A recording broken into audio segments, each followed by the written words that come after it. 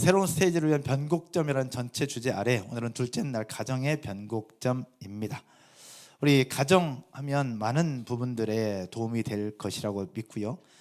저희 부부도 결혼한 지 지금 23년 정도 됐는데 결혼하기에 앞서서 많은 도움을 우리 목사님께서 주셨어요. 어제 강의하시면서 나눠주셨던 아벨라 델타라는 차, 저희 둘이 몰래 데이트를 할 때 목사님께서 그 차를 늘 빌려주셨어요. 그래서 아벨라 델타는 지금도 기억하고 있고 저희 부부에게는 아주 추억이 서린 자동차입니다. 그리고 결혼을 하면서 성교육부터 해서 저희 부부가 완전히 다른 스타일의 사람인데 어떻게 행복한 가정을 이루어 가는지를 삶으로 보여주셨던 목사님이십니다. 오늘 가정의 변곡점이라는 제목으로 말씀 나눌 때에 은혜 많이 받으시고 많은 깨달음과 도전이 있었으면 좋겠습니다. 힘차게 박수 한번 하겠습니다.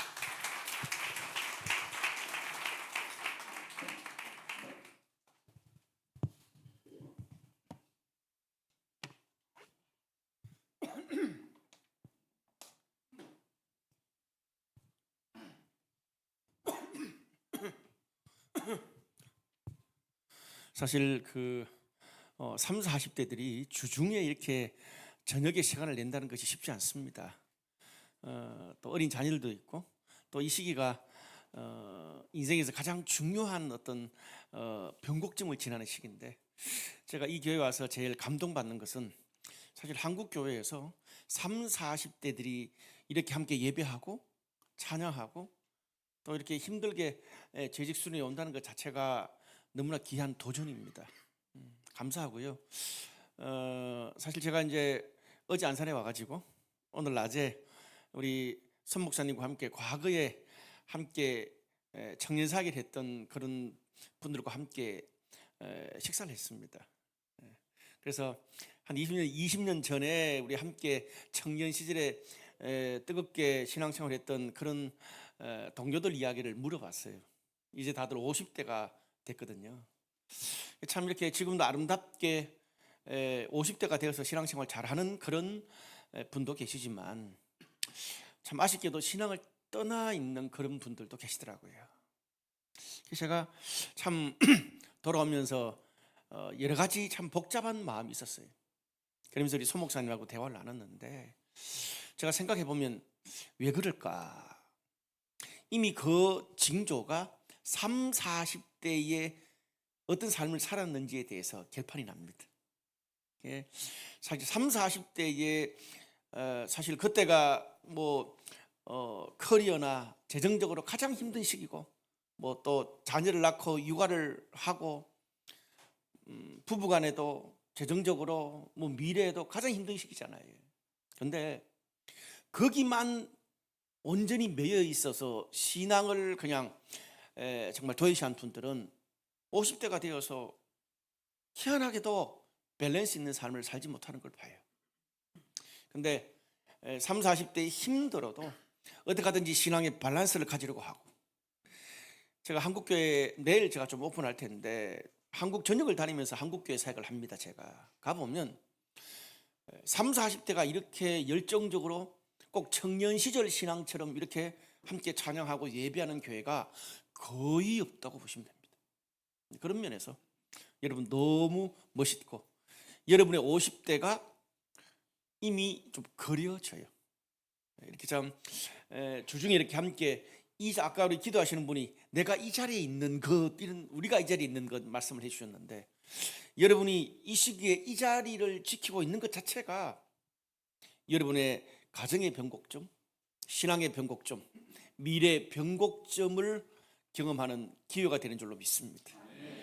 우리 모두를 위해서 한번 힘찬 박수를 한번.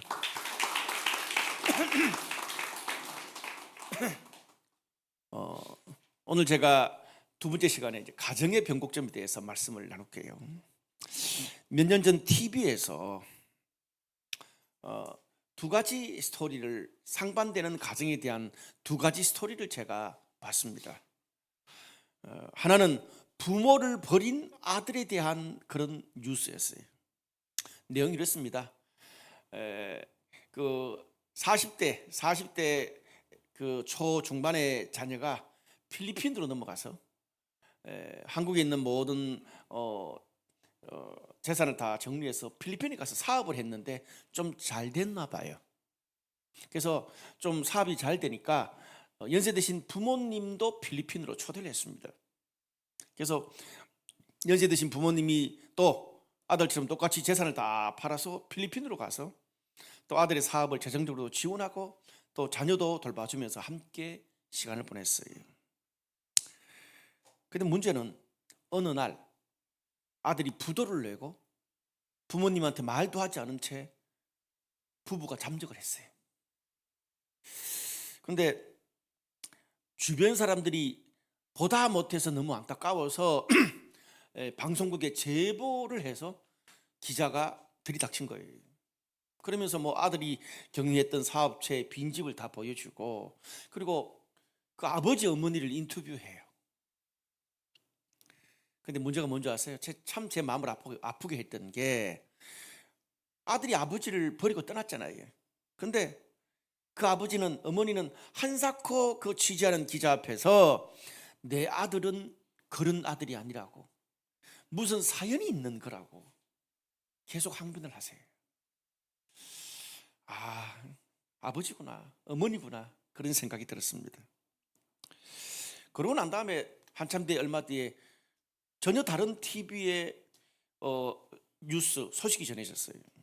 그게 뭐냐 하면 아주 세계적으로 유명한 한 아나운서가 자서전을 발간했습니다. 그래서 그 자서전을 발간하고 인터뷰를 하는데 인터뷰 내용이 뭔지 아세요?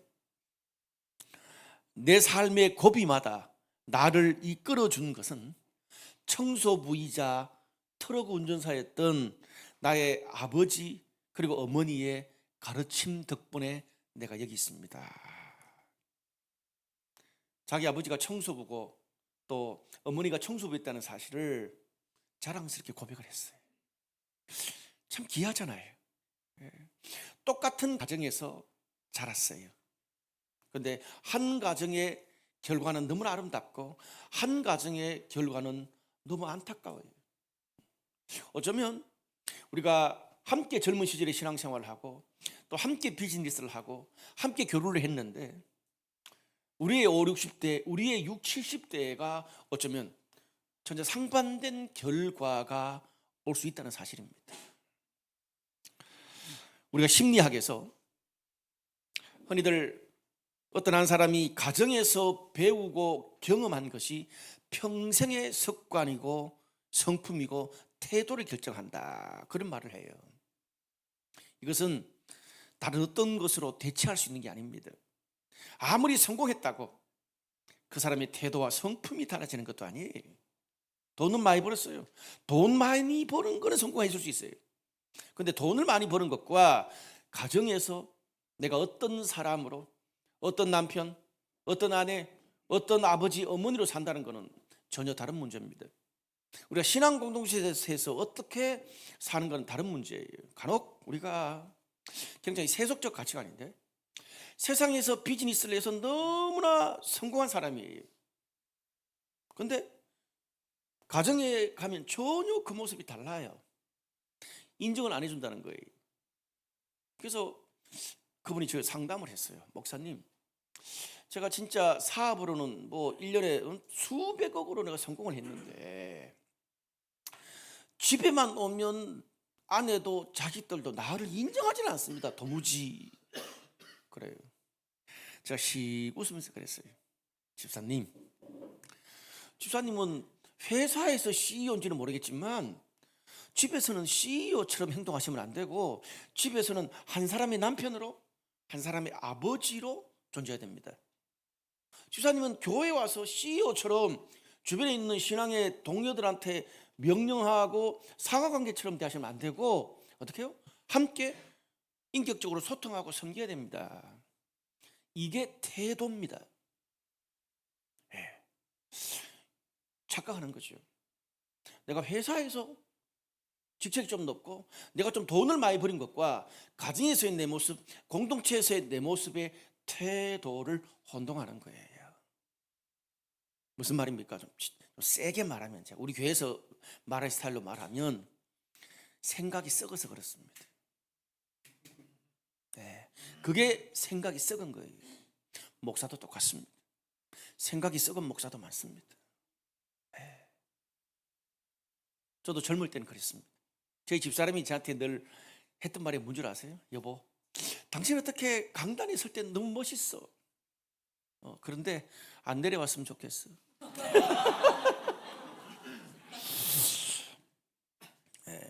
여기 계신 남편분들은 그러지 않았으면 좋겠어요. 우리 아빠는 회사에서 보면 CEO가 너무 멋있고 직장에서는 뭐 부장이고 이사고 너무 멋있는데 집에는 안 왔으면 좋겠어. 슬프잖아요. 요즘 한국 사회나 교회에서 세대 간의 갈등을 넘어서 단절을 경험합니다. 어떤 학자가 한국 사회를 커뮤니케이션의 관점에서 이렇게 평가를 하더라고요. 과거에는 지역 감정으로 나라를 동서로 나눴대요. 근데 요즘은 세대 간의 단절로 온 나라가 샌드위치처럼 세대 간 나눠졌다고 그래요. 젊은 세대들, 그러니까 20, 30대들한테 한 1000명 정도에게 물어봤습니다. 요즘 우리 사회에 가장 핫 이슈가 되는 문제가 뭐라고 생각하냐 그랬을 때 무려 10명 중에 6명이 세대 간의 단절이라고 꼽았습니다. 우리는 경제의 양극화라고 생각했어요. 근데 아니더라고요. 젊은 세대들은 세대 간의 단절이라고 이야기를 합니다. 우리가 구약 성경을 보면 계속 세대와 관련된 언어가 나옵니다. 어떻게 해요? 아브라함의 하나님, 이삭의 하나님, 야곱의 하나님. 우리가 이걸 놓치면 안 돼요. 구약 성경은 하나님을 이야기할 때에 나의 하나님, 우리 현대인들은 젊은 세대들은 나의 하나님에 익숙합니다. 굉장히 이기적인 용어죠. 성경에는 나의 하나님만 나오는 게 아니에요. 그렇다고 우리의 하나님만 나오는 것도 아닙니다. 어떤 하나님? 아브라함의 하나님, 이삭의 하나님, 야곱의 하나님이에요. 신앙의 3대가 나오는 거죠. 뿐만 아니라 이스라엘 백성들이 출애굽을 하면서 홍해바다를 건너고 그리고 만나를 먹고 그리고 이 물이 없을 때 돌을 쳐서 하나님이 물을 주실 때마다 그들이 경험했던 기적, 그들이 경험한 하나님의 특별한 역사를 비석으로 아니면 율법으로 기록해서 신앙을 대대로 자녀들에게 전수하게 했습니다. 그래서 우리가 구약 성경, 수천 년 지난 구약 성경을 읽는 거죠. 그런 면에서 신앙은 단순히 개인적인 것이 아닙니다. 가정, 공동체, 세대를 통틀어 말해야 돼요.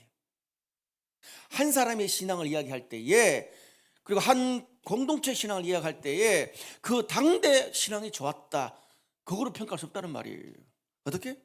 부모는 자녀를 닮고 그 자녀는 또 손자 손녀를 닮고 신앙의 우리 1세대가 우리 교회에서 우리 개척 그런 시작을 했던 그런 세대가 그 다음 또 새로운 가족들이 와서 새로운 세대로 자녀 세대로 그걸 통으로 볼 때 우리는 건강한 신앙을 평가할 수 있습니다. 그런 면에서 세대가 단절된다는 것은 기독교 신앙을 바로 이해하지 못한 것입니다. 가정은 물론 교회도 기성세대와 젊은 세대, 부모 세대와 자녀 세대의 소통을 통해서 발전합니다. 제가 이 교회 초창기 때 그때 아마 처음 재직 수련회 때 왔던 걸로 기억합니다. 그때에 비해서 좀 달라진 게 중간에 연세 드신 어르신들이 몇 분 계시더라고요. 얼마나 감사한지, 얼마나 감사해요. 부모 세대의 후원 없이 자녀 세대가 바로 설 수 없고 또 자녀 세대가 장성해지면 부모 세대의 어깨를 짚고 넘어가서 하나님이 그들에게 주신 부모 세대와 다른 새로운 길을 가야 합니다. 제가 오늘 성경 한 3군데 읽었는데 사실은 우리가 잘 아는 창세기 44장에서 46장의 야곱의 가정의 스토리입니다. 서로 나눠지고 다투고 분열했던 그런 야곱의 가정의 스토리가 어떻게 다시금 회복되어서 세대를 이어가는 신앙이 될 수 있는지를 함께 이 3장 스토리를 통해서 여러분과 나누고 싶습니다. 한 3가지 정도 오늘 말씀을 나누고 싶어요. 한번 따라합시다. 부모 세대의 사랑을 기억하라. 야곱은 젊은 시절에 고향인 가나안 땅을 떠나서 외삼촌이 사는 저 다른 나라에 가서 외삼촌 집에서 직장 생활을 했어요. 양떼를 쳤죠. 근데 이 야곱이라는 사람 자수성가한 사람입니다. 자수성가한 사람들의 특징이 뭡니까? 목표를 이뤄내는 의식이 강합니다. 자기가 이루어야 될 목적이라면 어떤 수를 써서라도 반드시 이루어내는 굉장히 경쟁심이 강한 사람이에요. 그래서 성경에 보면 어릴 때는 아버지와 형을 속이고 영적 장자권을 가로챘습니다. 그리고 또 비즈니스적으로 교활한 외삼촌 밑에서 더 약삭 빠르게 일해서 거부가 됐어요. 거기서 끝나지 않습니다. 야곱은 사랑도 투쟁적으로 합니다. 사랑하는 여인을 얻기 위해서 무려 그 언니와 동생까지 14년을 기다렸는데 성경에서 뭐라 그래요? 7년을 하루처럼 보냈다. 정리하면 야곱이라는 사람은 신앙도, 돈도, 사랑도 당시 모든 사람들이 부러워할 만큼 모든 것을 다 가졌어요. 신앙, 영적 장자권 가졌죠. 돈도 거부가 됐죠. 사랑하는 여인도 얻었죠. 근데 문제는 우리가 주변에도 보면 이런 사람 많잖아요. 그런데 단 한 가지 한 군데에서 실패했습니다. 근데 여기서 실패하면 다른 모든 것을 다 얻어도 실패한 것과 진배 없는 게 있는데 그게 바로 가정에서 야곱의 모습입니다. 창세기 44장은 장성한 야곱의 아들 유다의 말을 통해서 가정에서 야곱의 모습을 보여줍니다. 유다가 뭐라 그래요? 우리 아버지 야곱은 나이가 많이 든 노인인데 평생 자녀를 죽도록 사랑했다는 거예요. 그래서 특별히 막내 이 베냐민에 대해서 아버지와 베냐민의 생명이 서로 연결되어 있을 정도로 소중한 아들로 키웠습니다. 그런 말을 해요. 이렇게 아들을 위해서 목숨 바칠 정도로 아들을 사랑한 사람이 야곱이고 노인이 됐을 거니까 평생 동안 그렇게 사랑을 했어요. 그러면 자녀들이 아버지의 신앙, 아버지의 정말 좋은 면을 본받아야 되는데 어떻습니까? 아버지가 그렇게 자녀를 사랑했는데 야곱의 자녀들은 어떻게 해요? 서로 다투고 형님들이 동생을 팔아버렸어요. 그리고 동생은 형님을 요셉은 무시했고 인신매매에서 팔아버리는 그런 소설 같은 일이 야곱의 가정에서, 그것도 신앙의 가정에서 일어났습니다. 그리고 뭐 나중에 결국 살아있다는 걸 알게 됐지만 이 당시까지만 해도 어떻습니까? 11번째 아들 요셉이 아버지의 명을 따라 형님들 양치는 데 갔다가 짐승한테 물려서 죽었다는 이야기를 듣고 그냥 죽었다고 생각하고 계속 살았어요. 그러고 난 다음에 이제 막내 아들 베냐민조차 형들과 곡식 구하러 이집트로 갔다가 이집트에 머물러야 된다가 볼모로 잡혀야 된다는 소식을 들은 거죠. 여러분, 부귀영화 신앙이 있으면 뭐합니까? 뭐 강남에 70평 아파트가 있으면 못하고 내가 롤스로이스를 타고 다니면 뭐합니까? 자녀들끼리 서로 팔아먹고 인신매매하고 죽이려고 싸우는데 막장으로 가는 집안이 되어버렸습니다. 무슨 말입니까? 자녀들이 아버지 야곱이 기대한 것과 아버지 야곱이 목숨처럼 사랑했던 것과는 전혀 다르게 성장하는 거죠. 도대체 왜 무엇이 문제일까요? 야곱은 너무 열심히 살았는데 우리가 잘 봐야 돼요. 야곱의 사랑의 방식이 문제였습니다. 성경은 힌트를 좀 주는데 야곱이 나이 많아서 낳은 아들 둘이가 있어요. 하나가 요셉, 하나가 베냐민이잖아요. 근데 11째 아들 요셉을 특별히 사랑해서 다른 아들들과 달리 그 요셉한테는 어떤 옷? 채색 옷을 지어서 입혔다는 거예요. 무슨 말입니까? 요즘으로 말하면 그냥 첫 번째부터 10번째까지 형들은 동네에서 그냥 청바지 사다가 입히고 요셉은 어떻게 해요? 명품 매장 가가지고 디젤 청바지, 명품 청바지 사준 거예요. 시장에서 5만 원짜리 청바지 형들은 다 사주고 요셉은 100만 원짜리 청바지 사줬어. 여러분이라면 열 안 받겠어요? 그러니까 형들이 열받는 거예요. 왜 그랬을까? 제가 한번 묵상을 해봤어요. 야곱은 평생 모든 것을 치열한 경쟁 속에서 이뤄냈습니다. 비즈니스도 아내도 신앙도 매사에 목표지향적이었어요. 그러다 보니까 여러분 요셉이 잘난 체는 했지만 잘났어요. 그러니까 똑똑하고 잘났으니까 나중에 이집트의 총리까지 되지 않았겠어요? 어릴 때부터 아빠 눈에는 그게 보였어요. 그러니까 안 그래도 경쟁력도 강하고 빈손에서 성공한 아버지 눈에는 얼마나 요셉이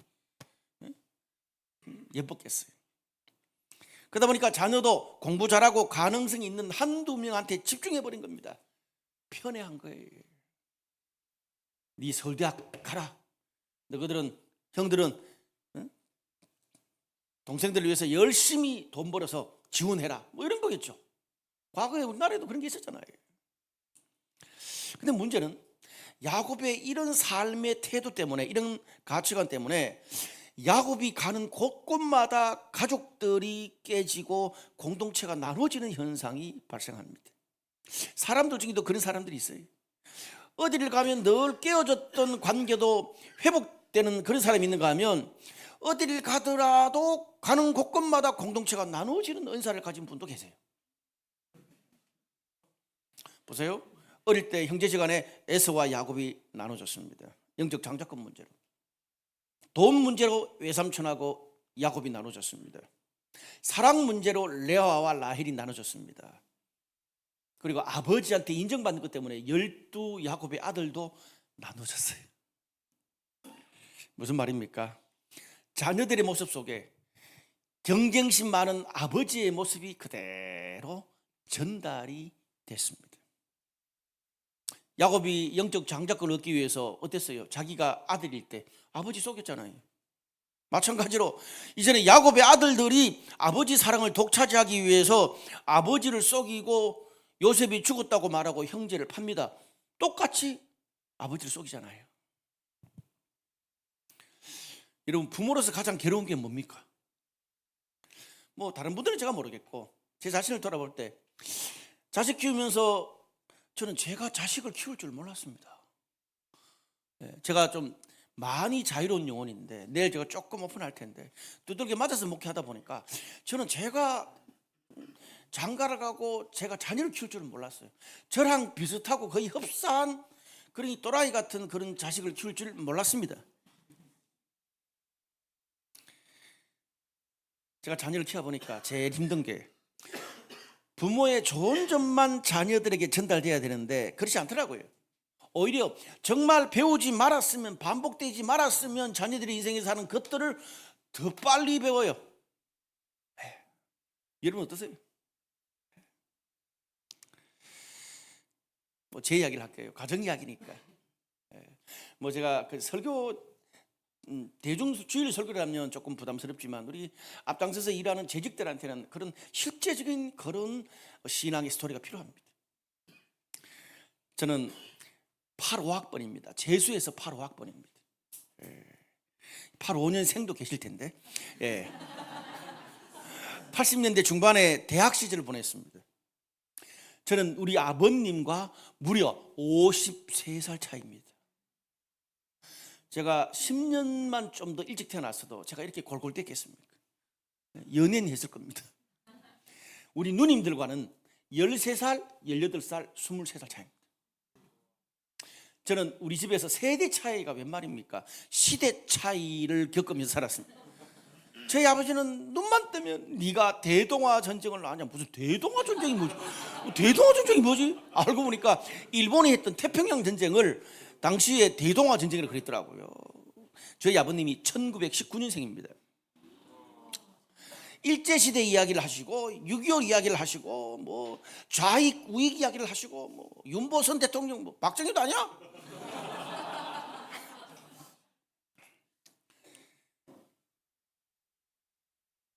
그리고 저희 아버지는 초등학교를 4개월밖에 안 다니셨습니다. 경상북도 대구 조금 인근에 지천면이라는 데가 있습니다. 거기에 유교가 강한, 유교를 믿는 그런 이 송씨 문중들이 살았어요. 그런데 저희 할아버지가 일찍 돌아가셨어요. 11살이니까 12살에 돌아가셔서 저희 아버님은 맞이였어요. 가족들을 부양해야 됐어요. 그리고 병약한 어머니와 가족들을 부양해야 돼서 초등학교 4기를밖에 못 다니셨어요. 저희 아버지가 야구 같은 분이세요. 자수성가해서. 그렇게 해서 뭐 나무 해서 팔고 남의 집에 모섬으로 살고 어릴 때부터 그러다가 예수님을 만난 거라. 예수 믿는다고 문중에서 호적에서 파내버렸어. 그래가지고 경상북도 김천 구미로 가족들 데리고 이동했던 분이에요. 신앙을 그렇게 지켰던 분이세요. 장로님이셨어요. 근데 이제 저희 아버지와 문제는 뭐냐면 평상시는 괜찮아. 그 당시만 해도 민주화 투쟁 데모 막 그럴 때였잖아요. 제가 대학 시절에 6.29 선언이 있었어요. 제가 고등학교 때 이제 고등학교 끝날 때쯤에 뭡니까 이 12.12 사태가 있었을 때였어요. 광주 민주화 투쟁이 있었던 시기. 제 청소년 때. 그러니까 저녁 9시에 TV만 틀면 민주화 투쟁 데모 그게 화염병 그러고 막 이 가스총 쏘고 이것이 늘 매일 나왔어요. 그 저희 아버님은 1919년생이잖아. 네? 6.25를 겪은 세대란 말이에요. 저 젊은 놈들이 이 새끼가 6.25를 몰라서 미친 짓 한다고 너희가 빨갱이를 아냐고 듣는 사람도 없는데 나밖에 없는데 옆에. 그럼 저는 뭐 가만히 있는 거죠. 괜히 끼어들었다가 뺨 맞을 수 있으니까 그냥 이렇게 듣고 있는데 그러면 꼭 마지막 말이 뭐예요? 저한테 얘기하는 거야. 너는 이놈의 새끼야 공부만 열심히 하면 돼. 제가 데모 참여하는 것도 아닌데 공부만 열심히 해. 개인이 전대 가서 붙잡혀 가지 말고. 아버지 내가 안 가는데 왜 자꾸 그런 말씀 하십니까? 근데 제 전공이 뭔지 아세요? 역사학과입니다. 네, 역사학과. 저는 대구에 있는 계명대학 역사학과 출신입니다. 근데 그 시절에 데모를 제일 앞장섰던 과가 역사학과입니다. 역사학과 그 단대라 그러잖아요, 그죠? 단과대 전체의 이 슬로건이 뭔 줄 아십니까? 혁명사학입니다. 제가 그 시절에 한국 현대사를 이렇게 듣는데 한국 현대사를 들을 때마다 너무 고민이 되는 거예요. 박정희 대통령의 이 새마을운동이나 그런 경제 개발에 대해서 좋은 걸 많이 이야기하지만 독재와 반인륜적인 그런 것들에 대한 정확한 평가를 동시에 객관적으로 해야 된다는 그런 이야기를 막 듣기 시작했어요. 저희 고향 구미인데, 집이 구미인데 거기는 박정희 대통령이 뭡니까? 하나님 다음입니다.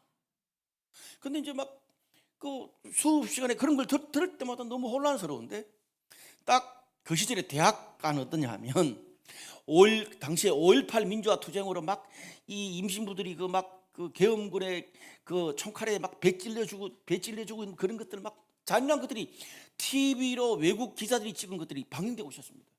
모든 언론이 막혔지만 대학 내에서는 그게 다 틀어져 있고 막 사진이 막 군데군데 걸려 있는데 미쳐버리는 거예요.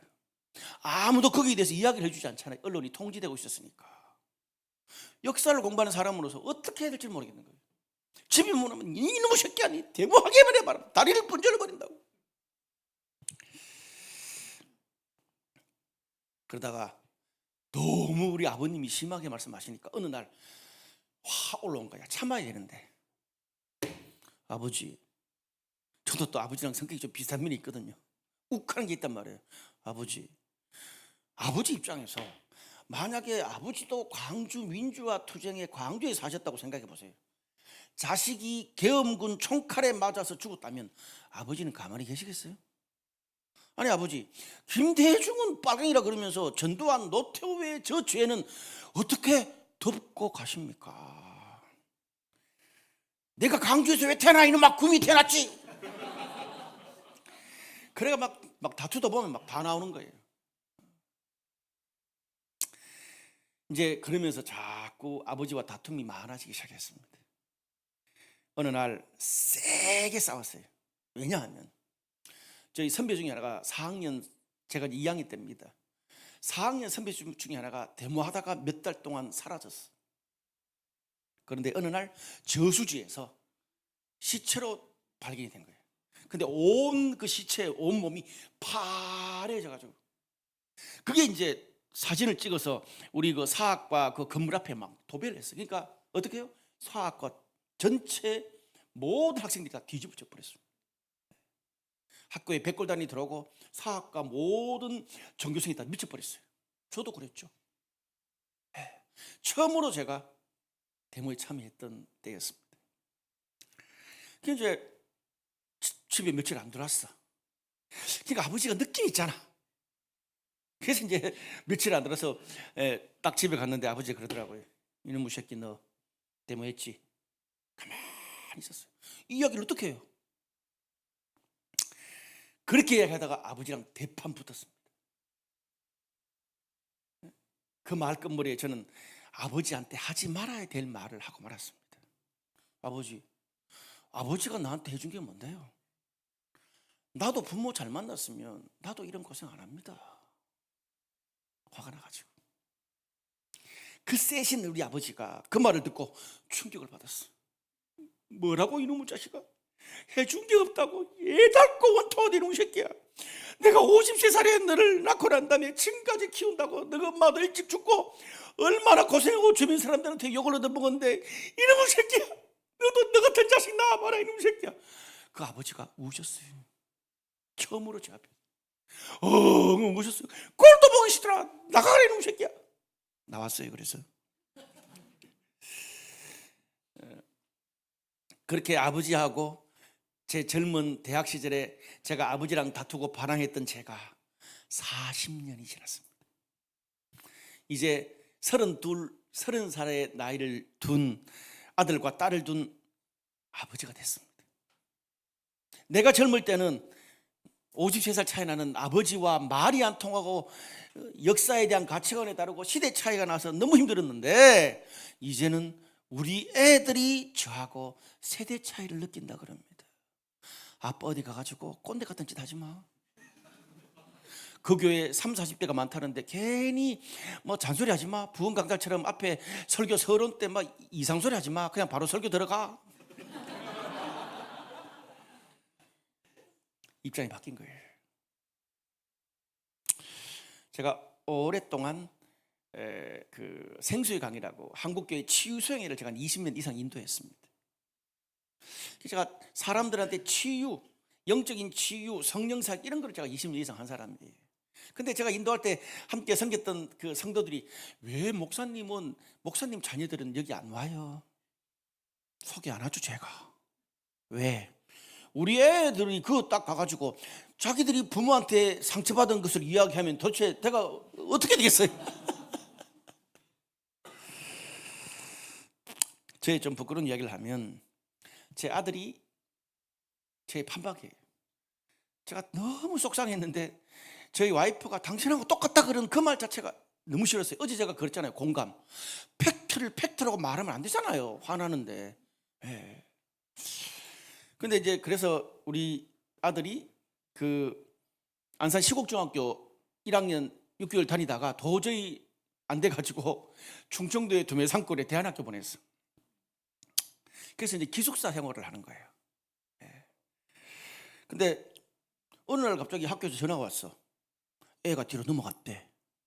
그 저희 집사람이 막 뒤로 넘어가는 거야. 그래가 막 그 밤에 막 울면서 밤늦게 차를 몰고 갔어. 스토리가 이렇더라고요.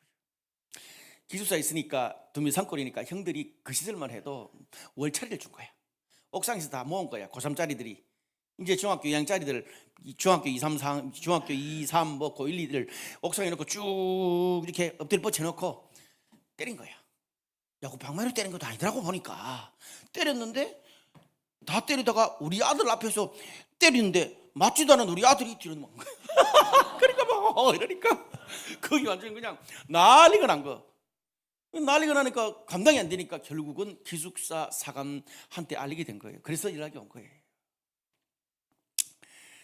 그 전화가 와가지고 저희 집사람이 겨우 좀 막 울컥울컥 하는 그 마음을 주저앉히고 저한테 이야기를 해 밤에. 그리고 이제 그 진천에서 저희 집사람은 이제 올라와서 새벽에 도착했어요. 근데 그 사이에 제가 얼마나 기도를 했겠어요. 기도를 하면서 아이를 놓고 기도를 하는데 갑자기 내가 아이를 키우면서 저희 와이프한테 말하지 않았던 일 하나 하고 또 다른 일 딱 두 가지가 떠오르는 거야. 내가 그때 아버지로서 우리 아이한테 그렇게 대해가지고 얘가 그게 저런 식으로 아주 그런 비싼 상황이 되면 넘어가나 생각이 들더라고요. 하나는 뭐냐 하면 저희 집사람한테 부끄러워서 말도 못했어요. 이제 우리 아들이 처음 태어나고 이제 그때 저는 총신신학대학원을 다니고 있었어요. 보통 월요일 낮에 그 총신신학대학원 그 수원으로 올라가면 금요일 저녁에 와. 그 애는 이제 뭐 내내 한 주 내내 저희 집사람이 키워. 그 이제 남편이 왔다고 애를 맡기고 장을 보러 가. 한 3시간 걸려. 어느 날 애를 맡겼어. 그냥 이렇게 있는데 딱 엄마가 나고부터 시작해가지고 한 주에 한 번씩 오는 그런 아빠니까 계속 울기 시작하는 거예요.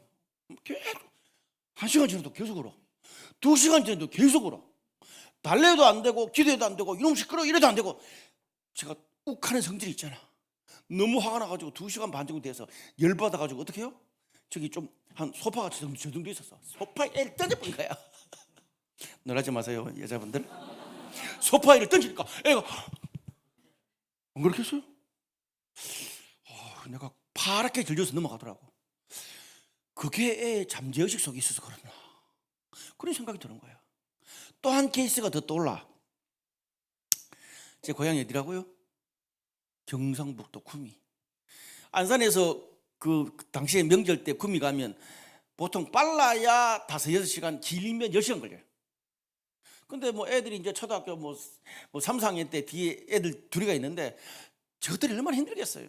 한 2-3시간 애들은 보면 한 2시간 이상 있으면 그냥 한계상인가 봐. 그때부터는 막 뒤에서 일어나고 막 별짓 다 해. 노래 부르고 노래 부르는 건 덜해. 우리 아들은 좀 독특해가지고 나중에 어느 정도냐면 왜 차에 보면 제일 뒤에 의자 뒤에 이렇게 고사 있잖아요. 이렇게 거기에 뭐 이제 뭐 베개나 그런 거 꼽아놓잖아. 거기에 올라서 샌드위치처럼 딱 누워 있는 거야. 노래 부르고 있는 거야. 그러니까 집사람이 뒤가 안 보여. 내려오라고 아무리 해도 안 돼. 그래서 제가 내려온나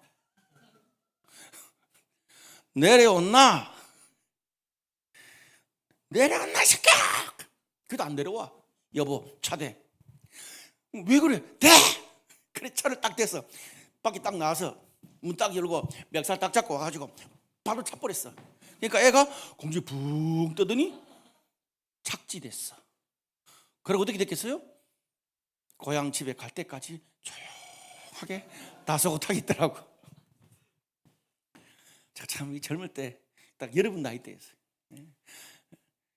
욱하는 성격이 있으니까 그 두 가지 때문에 얘가 좀 그런 비슷한 상황이 있으면 파랗게 들려서 넘어가나 그런 생각이 드는 거죠. 그제야 문제는 그제서야 제가 젊을 때 우리 아버지한테 했던 독한 말들이 생각나는 거야. 그전엔 생각도 안 났어. 아버지가 나한테 상처 주고 열받은 것만 생각했지. 딱 그런 일이 있고 나니까 막 그래 이제 기도하고 이제 뭐 집사람은 저녁에 이제 안심하고 올라오고 그 상황에서 딱 어느 순간 아버지한테 했던 나의 행동들이 파노라마처럼 지나가더라고. 아버지 마음에 못을 박은 게 얼마나 죄송하든지 40대 초반이 돼가지고 그제서야 그 생각이 나더라고. 무슨 말입니까? 자식은 절대 부모의 마음을 알 수가 없습니다. 부모가 돼봐야 알지. 여러분 젊은 부부들한테 최고의 부담과 욕이 뭔지 아세요? 따라합시다. 우리 옆에 분들한테. 자, 옆에 분들한테 당신 같은 해봐요. 자식. 당신 같은 자식 낳아봐요. 한 번 더 당신 같은 자식 키워봐요.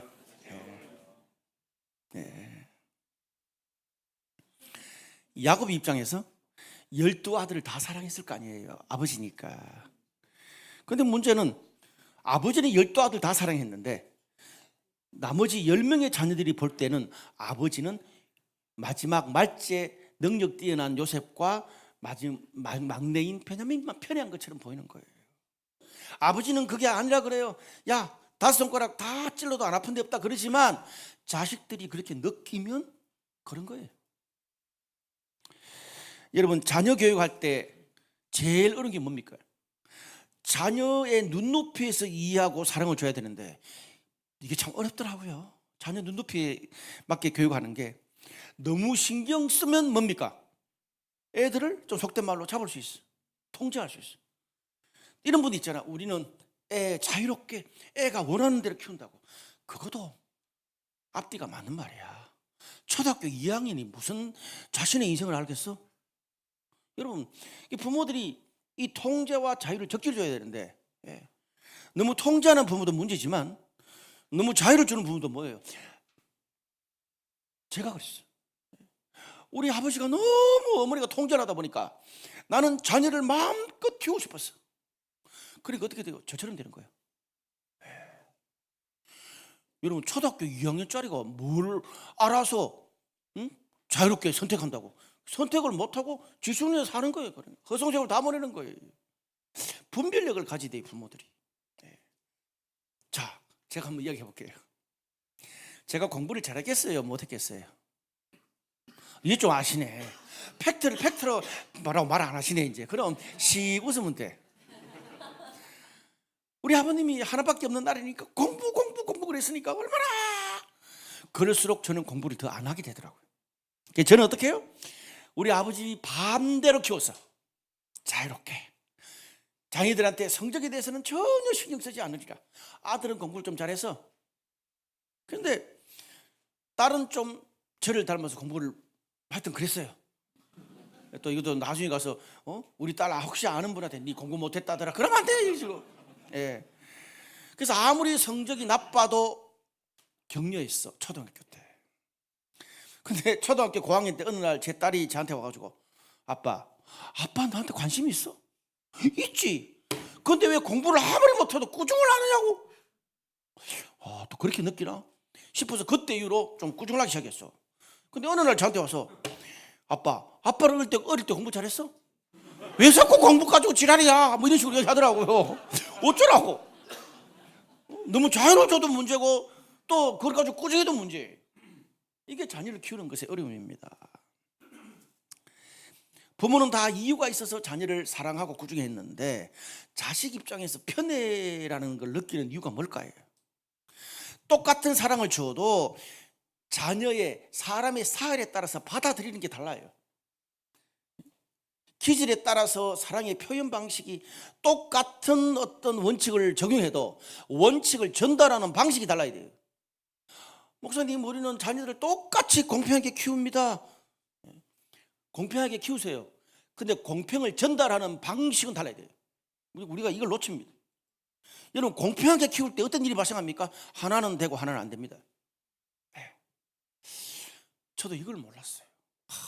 별것 아닌 것 같은데 공평하게 키워야지. 예를 들어 우리 아들은 맞이입니다. 맞이를 어떻습니까? 눈치를 봅니다. 집에 돈이 없구나. 엄마 아빠가 어렵겠구나. 그러니까 우리 아들은 태어나서 중학교 때까지 뭐 주세요 한 적이 없습니다. 근데 우리 딸은 막내입니다. 어떻습니까? 없는 것도 엄마한테 가서 꼬드기가 달라고 그러고 또 아빠한테 따로 가서 꼬드기고 그래요. 자, 이런 두 아이한테 공평하게 하면 어떻게 되겠습니까? 우리 아들은 달라고 소리를 영원히 못합니다. 우리 딸은 계속 독차지합니다. 제가 이것을 우리 아들이 중학교 때 가고 난 다음에 알았어요. 그래서 그때부터 제가 사랑을 전달하는 법을 바꿨습니다. 공평하게 대해도 아들한테는 눈치 딱 보고 없는 것도 더 줍니다. 우리 딸은 10개 달라 그러면 3분의 1만 줘도 우리 아들보다 더 많이 가져갑니다. 그런 방식으로 교육했습니다. 여러분, 우리가 30, 40대들이 자녀 교육을 할 때 너무 원론적인 것들을 그 자녀를 고려하지 않은 채 너무 그냥 대부분 다 그래요. 나를 키운 부모님하고 반대로 키워. 통제받은 이 자녀로 살았던 부모들은 애한테 자유를 줘야지. 그럼 엄마는 어때요? 반대야. 너무 자유롭게 키웠으니까 저희 와이프는 어떻게 여전사 딸이야. 집안을 돌보지를 못했어, 어머니가. 그러니까 애들 어떻게 너무 챙기는 거예요. 그러니까 여러분 부부가 딱 그것 때문에 싸우잖아요. 신혼 때는 서로 기질 때문에 싸우고 애 놓고 난 다음에는 어떻습니까? 자녀 교육 때문에 싸우잖아요. 대부분 여기에 걸립니다. 기질 따라.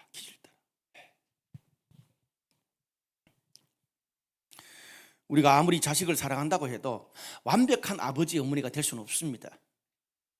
우리가 기억해야 될 사실은 뭐 아무리 기질 따라 뭐 이 자녀의 어떤 눈높이 사랑법 이야기하지만 우리가 근본적으로 알아야 될 것은 우리가 세상 사는 동안에 우리는 하나님께서 우리 자녀를 우리가 세상 사는 동안 잠깐 맡겨준 딸합시다. 우리는 청직이다. 청직입니다. 때가 되어서 걔네들이 커서 시집장가 다 가고 독립하잖아요. 떠나 보낼 수 있어야 됩니다. 부모 사랑의 완성은 뭐라고 생각하세요? 장성한 자녀를 떠나 보내는 겁니다. 제가 주변에 볼 때 떠나 보내지 못하는 이 부모들이 너무 많아요. 자녀들을 어떻게 하든지 케어한다는 명분하에 케어하는 게 아니지요. 무슨 30이 넘은 자녀들한테 잔소리를 합니까? 내가 외로워서 그런 거예요. 투영하는 거죠, 자녀한테. 내가 외로워서 케어하고 가족끼리 모이자는 거예요. 가족끼리는 그때 모이는 게 아니에요. 언제 모여야 돼요? 자식들이 청소년 젊을 때에 그들이 어려울 때 모여서 도와줘야 돼. 근데 이제 장식에서 지구 삶 다 사는데 모여야 된대. 외롭거든. 제가 왜 이게 중요한지를 뒤에 말씀드릴게요. 유다가 과거에 아버지 야곱의 편애 때문에 열받아서 요셉을 팔았어요. 근데 나이가 들어서 제가 방금 말씀드린 것처럼 자기도 자녀를 놓고 자기도 실수를 해보고 부모로서 그래도 보다 보니까 이제 아버지 야곱의 마음을 이해한 거예요. 그래서 막내 베냐민을 대신해서 내가 이집트에 잡혀 있을 테니까 이 아들 안 보내면 아버지 죽습니다. 얼마나 멋있어요. 이 유다가 바뀐 거라. 그런데 그 모습을 보고 형님들이 자기를 팔았다는 그 상처가 평생 상처가 됐던 요셉이 그 형 유다가 바뀌는 것을 보고 마음이 풀립니다. 대성통곡하고 그 가정에 꼬인 문제가 다 해결이 돼요. 이게 오늘 스토리예요. 무슨 말입니까? 가정의 문제가 한쪽만 이해한다고 풀리는 게 아닙니다. 남편과 아내가 서로 이해해야 돼요. 여러분 우리 교회에서 가정에서 자 인격적이라는 게 무슨 말일까요? 따라합시다. 한쪽 말만 듣는 게 아니라 양쪽 다 들어야 된다. 인격적인 것이 가장 기본은 내가 좋아하는 사람들 말만 우린 들으려고 합니다. 아니에요. 양쪽 말을 다 들어봐야 돼요. 다 들어봐야 돼요. 네. 가정이 풀리는 것도 여러분 행복한 가정의 특징이 뭔지 아세요? 양쪽 다가 잘해서 그래요. 한쪽만 잘해서 되는 거 아니에요. 왜 가정이 부부 관계 어려워집니까? 양쪽 다가 문제라서 그래요. 네. 또 자 이제 부모 자녀의 관계에서 성인이 되기 전에는 누가 더 이해해야 될까요? 부모와 자녀 중에 부모가 자녀를 성인 되기 전에는 더 이해해 줘야 돼. 자 자녀가 성인이 됐어. 지금 여러분들 나이라 부모와 자녀 중에 누가 더 이해해 줘야 될까요? 여러분들이. 따라합시다. 내가. 사람이 우리 부모님 나이가 들었어. 성인이 되고 난 다음에는 자녀가 부모를 더 이해해야 돼요. 사랑 주고받는 거예요, 여러분. 사람이 나이가 들면요 누구라도 꼰대가 되고 노인이 되어 갑니다. 제가 말했잖아요. 제가 40년 지나서 저희 아버지랑 있었던 것처럼 제 자녀와 역전될 줄 어떻게 알았겠어요. 여러분 꼰대가 뭡니까? 제가 꼰대의 정의를 제가 한번 내려볼게요. 꼰대라는 거는 사람이 다르고 상황이 다르고 시대가 다른데 과거에 내가 경험한 가치관과 성공의 어떤 그런 모습을 세대를 넘고 시대를 넘고 환경을 넘어서 일반화시켜버리는 거예요. 퉁치는 거죠. 꼰대가 되어가는 정상 몇 가지가 있습니다. 늘 말만 하면 과거에는 우리 때는 안 그랬는데, 회사에서나 뭐 또 우리 집에서나 뭐 교회에서나, 그리고 어르신들이 그러잖아요. 선배들이 자유롭게 이야기해보라고, 자유롭게 이야기해보라고. 그래서 자유롭게 이야기하면 마지막에 야단치잖아. 그래서 말하는 거예요. 또 문제가 뭐예요? 어떤 말 끝에 늘 가르치고 답을 주려 그래. 저도 이거 바꾸는데 진짜 힘들어요. 잘 안 돼. 예. 또 하나, 주변 사람들이 나한테 좋은 말만 해. 늘 잘한다 그래. 그러면 내가 꼰대가 되어 간다고 생각하시면 됩니다. 여러분 자녀들이 부모님하고 관계 괜찮잖아요. 좋은 말을 합니까? 저희 딸하고 가면 너무 힘듭니다. 아빠 좀 덩치가 큰 사람이 도로 길거리 중앙에 걷지 마. 좀 이렇게 가로 걸어. 그런 것부터 시작해가지고 어떻게 잔소리가 너무 많아요. 예? 근데 다른 사람들은 부사학자는 저한테 좋은 말만 합니다. 목사님 너무 좋습니다. 너무 잘합니다. 우리 딸은 아니야? 그거 가서 쓸데없는 소리 하지 마. 뭐 이런 식으로 있잖아요. 왜? 그런데 내 주변에 그렇게 말해주는 사람이 없어요. 그러면 내가 꼰대가 되어가는 거예요. 꼰대는 나이 든 사람만 꼰대가 있는 게 아니에요. 저는 나이 든 사람이 꼰대라고 생각했는데 이제는 꼰대는 나이의 문제가 아니더라고요. 어떻게 젊은 꼰대가 훨씬 더 많습니다. 자녀 세대는 부모 세대들이 문화와 유행을 모른다고 무시하지 말고 잘 가르쳐 주세요. 자녀들한테 뭐 예를 들어 스마트폰 웹 하나 깔아주면 막 이렇게 잘 안 돼. 알고 보니까 너무 기초적인 걸 몰라. 됐어. 한 몇 번 그러고 나면 상처가 돼가지고 묻지도 못하겠어. 그러니까 저희 집사람이 가시라 소리를 지르고 그래. 잘 가르쳐 주지. 뭐 그런 이야기. 여러분도 역전될 수 있어요. 나중에. 그러니까 부모님한테 여러분 아는 거를 잘 가르쳐 드리세요. 저는 뭐 옷을 사러 가거나 뭘 하면 우리 딸 도움을 늘 받습니다. 제가 최근에 뭐 가방을 하나 샀는데 우리 딸이 제가 이제 이렇게 제가 해외 쇼핑을 했어. 왔는데 걱정되는 거야. 집사람이 예쁘다 해도 뭐 잘 안 믿고 우리 딸한테 물었더니 좀 괜찮네. 그럼 너무 행복한 거야. 우리 부모님들한테 잘 가르쳐 드리세요. 왜요? 여러분도 저처럼 언젠가 부모가 되어서 자녀들한테 배워야 될 날이 오는 겁니다. 두 번째로 따라합시다. 부모 세대의 사명을 기억하라. 야곱은 흠이 많은 사람이었어요.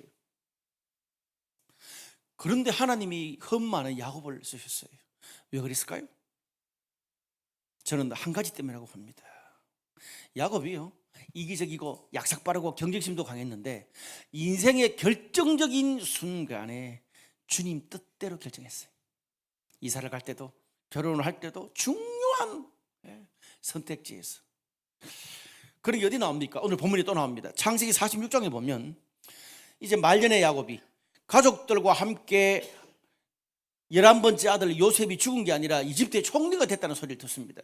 그러니까 이집트 총리가 됐으니까 초대하는 거 아니에요. 그러니까 온 가족이 이제 어디로? 이집트로 이민을 가게 생겼어.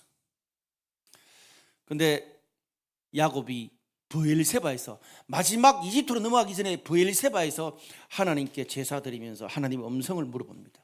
듣습니다. 여러분 브엘세바가 어딘 줄 아세요? 우리나라로 치면 부산입니다. 그러니까 마지막 이 부산에서 배 타고 넘어가면 이제 이집트란 말이에요. 쉽게 말하면 그 마지막 넘어가기 직전에 하나님 음성을 듣습니다. 하나님 뜻을 물어봐요. 이사를 갈 때, 직장을 옮길 때, 교회를 옮길 때 여러분 어떻게 하십니까? 국경을 넘기 전에 다시 한번 하나님 음성을 듣는데 하나님이 야곱에게 뭐라 그러십니까? 너는 이집트로 가는 것을 두려워하지 말라. 거기서 내가 너를 큰 민족을 이루게 하고 내가 너와 함께 애굽으로 가겠고 반드시 다시 너를 이 땅으로 인도할 거라. 하나님 음성 듣고 떠납니다. 여러분 우리는 이런 야곱의 모습을 통해서 젊은 시절부터 이런 것들을 배울 수 있어야 됩니다. 어떤 면에서 여러분이 오늘 하루 종일 직장, 어제 뭐 주일날 늦게까지 그렇게 예배드리고 하루 종일 직장 생활하고 여기 오는 것 자체가 힘들 텐데 이것 자체가 하나님의 음성을 듣는 중요한 시기인 줄로 믿습니다. 우리가 인생의 물줄기가 바뀌는 큰 결단을 할 때 절대 그냥 가면 안 됩니다. 야곱처럼 하나님의 약속을 받고 확신 얻고 가야 합니다. 그래야 어떤 어려움이 있어도 견딜 수 있습니다. 왜? 내가 그냥 간 게 아니라 하나님 뜻대로 간 거기 때문에. 내 야망 때문에 내 뜻대로만 가면 힘들고 어려우고 장애물이 있으면 넘어져요. 근데 하나님 뜻대로 가면, 제가 내일 이야기할 거예요. 교회의 변곡점 이야기할 때, 하나님이 나에게 주셔서 사명으로 간 길은 아무리 힘들어도 가면 결국 해피엔딩이 되는 줄로 믿습니다. 예. 그 이야기. 놀라운 것은 그 이집트로 간 이스라엘 민족들이 노예로 그 이집트의 대형 피라미드 스핑크스 만드는 공사에 동원돼서 무려 430년을 고생했습니다. 실패라고 볼 수 있는 거 아니에요? 근데 아니에요. 하나님의 약속처럼, 야곱에게 약속한 것처럼 430년 뒤에 큰 민족을 이루어 다시 돌아왔습니다. 해피엔딩이죠. 예. 여러분, 주무시는 분들, 첫 번째 주무시는 분들 깨시고 이거 듣고 주무세요. 우리가 이 본문에서 주목해야 될 게 있습니다. 뭔지 아세요? 지금 이집트 총리가 누굽니까? 요셉입니다. 그 가문의 나머지 아버지는 노인네고 11 형님 동생들은 어떻습니까? 그냥 시골에서 양떼 치는 그냥 그런 뭐 별 볼 일 없는 사람들이에요. 여러분, 만약에 하나님께서 그 가문의 미래, 그 민족의 미래에 대해서 하나님이 약속을 주시려면 누구한테 주는 게 마땅해요? 요셉한테 주는 게 마땅하잖아요. 근데 하나님이 그 가문의 미래에 대해서 가장 유력한 요셉한테 주지 않고 뒷방 늙은이 80세 넘은 아버지 야곱한테 가문의 미래의 비전을 주십니다. 또한 아버지 야곱이 죽기 전에 12아들에게 머리에 손 얹고 축복 기도해 줬는데 그 기도 그대로 돼요.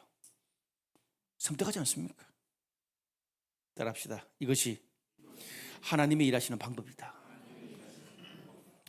부모가 아무리 나이가 많고 총기가 흐려지고 연약해도 부모가 하나님 앞에 기도받고 믿음으로 사명 받은 만큼 자녀들이 살게 돼 있습니다.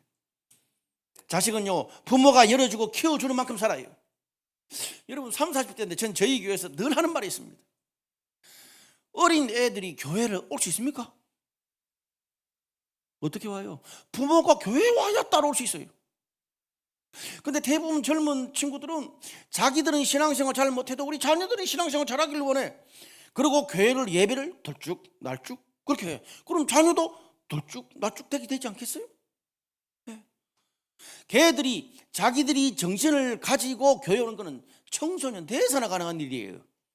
그럼 태어나서부터 시작해서 초등학교 6학년까지는 부모가 교회 데리고 와야 애들도 교회 올 수 있는 거예요. 근데 그렇게 안 키워놓고 청소년 돼서 애가 교회를 안 가. 부모가 그렇게 키운 거예요. 충격받는 무서운 일 아니에요? 제가 그래서 30, 40대 지금 여러분들이 이 투쟁 귀한 거예요. 여러분이 이렇게 앉아있으면 애를 저렇게 또 타가 봐주잖아요. 뭐 와서 막 놀잖아요. 그러나 얘들의 그라운드가 뭐예요? 교회야.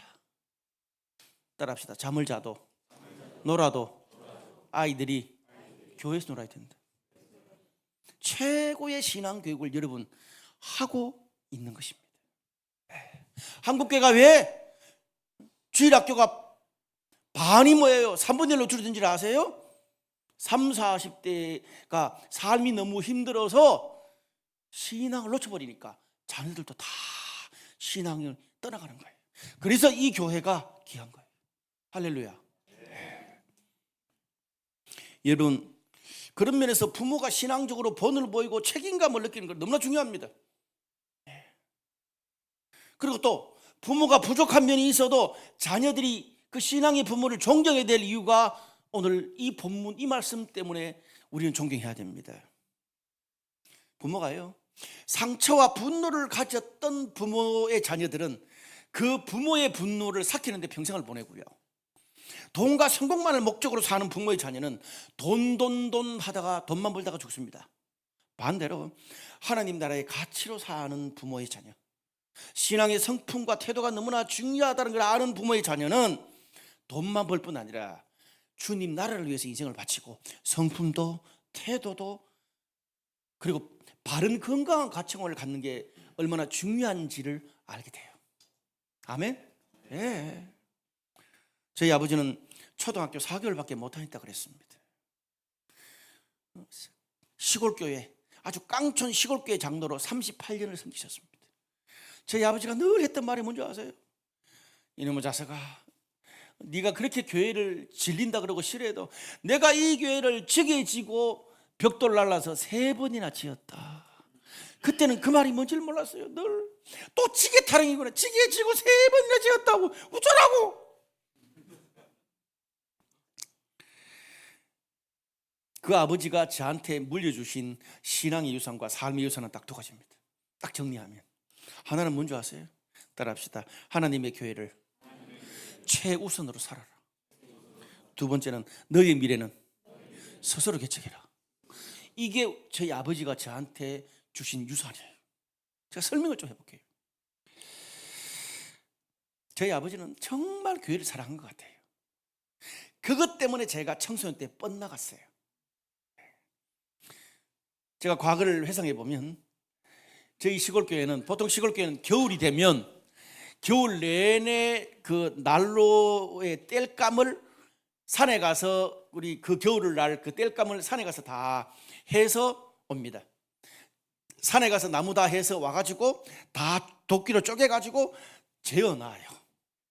근데 보통 어떠냐 하면 월요일부터 토요일까지 하거든. 월화는 젊은 사람들도 많아. 근데 나무 다 하고 목, 금, 토쯤에는 젊은 사람들 하나도 없어. 나이 많은 장로님, 권사님들만 도끼로 쪼개고 밥에서 먹여. 그러면 그 연세 많은 우리 아버지가 그렇게 하루 종일 나무하고 쪼개고 그렇게 집에 들어오면 밤새도록 아이고 아파라 자다가 아이고 다리야. 그 말을 월, 화, 수, 목, 금까지 들으면 어느 날 제가 그때가 밤 10시 넘었을 거야. 11시 다 됐는데 아이고 아파라. 건너방에 있던 제가 문 막 열고 안방 문 열고 아버지! 그 교회 젊은 새끼들은 그 집사 새끼들은 하나도 안 나오죠. 월화 나오고 전부 다 젊은 새끼들은 안 나오는데 왜 영감 할매들만 모여가지고 앉아서 나무 쪼개고 밥하고 밤새도록 아프다 하고 그 짓 왜 하는데? 가지도 말고 아프다 소리도 하지 말지. 이놈의 자식아! 내가 장로인데 내가 안 나가면 그러면 나무는 뗄 거면 누가 쪼개라 이놈의 새끼야. 가 장하라 이놈의 새끼야. 내가 아프지 네가 아프라. 그랬어요.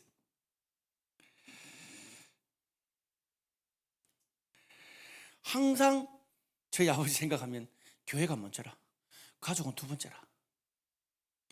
저희 아버지가 머리 아픈 재정 담당을 20년 했습니다. 재정부장. 저희 집이 가수원 집입니다. 이 젊은 세대들은 가수원 집이 뭔지 모를 거예요. 그 시골 동네에서 제일 잘 사는 집이 가수원 집이에요. 우리 동네에서 저희가 2번째로 잘 살았어요. 가수원 집인데 첫 번째로 잘 사는 가수원은 우리보다 더 큰 가수원 교회를 안 나왔어. 그러면 우리 교회에서 누구 집이 제일 잘 살겠어? 우리 집이 제일 잘 살아. 그러니까 우리 집이 돈이 제일 많아. 나는 재정부장이 뭐 하는지 몰랐어. 시골교회 돈이 없잖아. 돈 모자라는 거 나중에 몇 간 얻는 게 재정부장이더라고. 문제는 뭐냐 하면 연말에 있잖아요. 뭐 친목회 무슨 회의하잖아. 그러면 다 우리 집에서 해. 왜? 돈이 많으니까. 그리고 우리 동네에 딱 그 가솔집 2집에 TV가 딱 2대가 있었어. 그 집 하나 우리 집 하나. 우리 집은 어떻습니까? 그거 참 그 덕석이라 그러는데 그 뭐죠 그거를 이게 사투리가 그런데 쭉 집으로 엮은 그걸 쭉 깔아놓으면 그게 이제 TV를 마당 앞에 탁 놔둬. 그 시절에 레슬링 김일 레슬링이 있었어. 유재두 권투가 있었어. 막 자범건 이런 막 온 동네 교인들이 와서 그거 보고 왔어. 그럼 어떻게 가고 나면 그거 다 정리를 누가 해? 엄마랑 자녀들이 해야 돼. 근데 그건 더 열받는 거는 연말 되면 교회에서 뭐 재정부 모임, 여성대 모임, 당회 모임 거의 뭐 한 10번 이상이야 겨울에. 그러면 음식이란 건 다 해다 나르고 가고 나면 청소는 우리가 해야 돼. 너무 싫더라고. 더 열받는 거, 우리 집이 가정집이잖아. 그리고 우리 아버지가 그 혼자 사는 그 권사님, 가난한 혼자 사는 권사님한테 사과를 갖다 주라 그래. 문제는 밤에 갖다 주라 그래. 밤에. 여러분, 한 개짝을 갖다 줘. 지금처럼 작은 거 아니야. 이만한 개짝이야. 그거 들고 갈 수가 없어. 걸어서 한 15분 가야 되니까. 그러면 자전거 뒤에다가 묶어. 그러면 그 당시에 그 동네 도로가 좋지 않아 가지고 뭐 포장이 안 됐거든. 그럼 그 끌고 가야 돼. 끌고 15분을 자전거 뒤에 실어 가는 거야.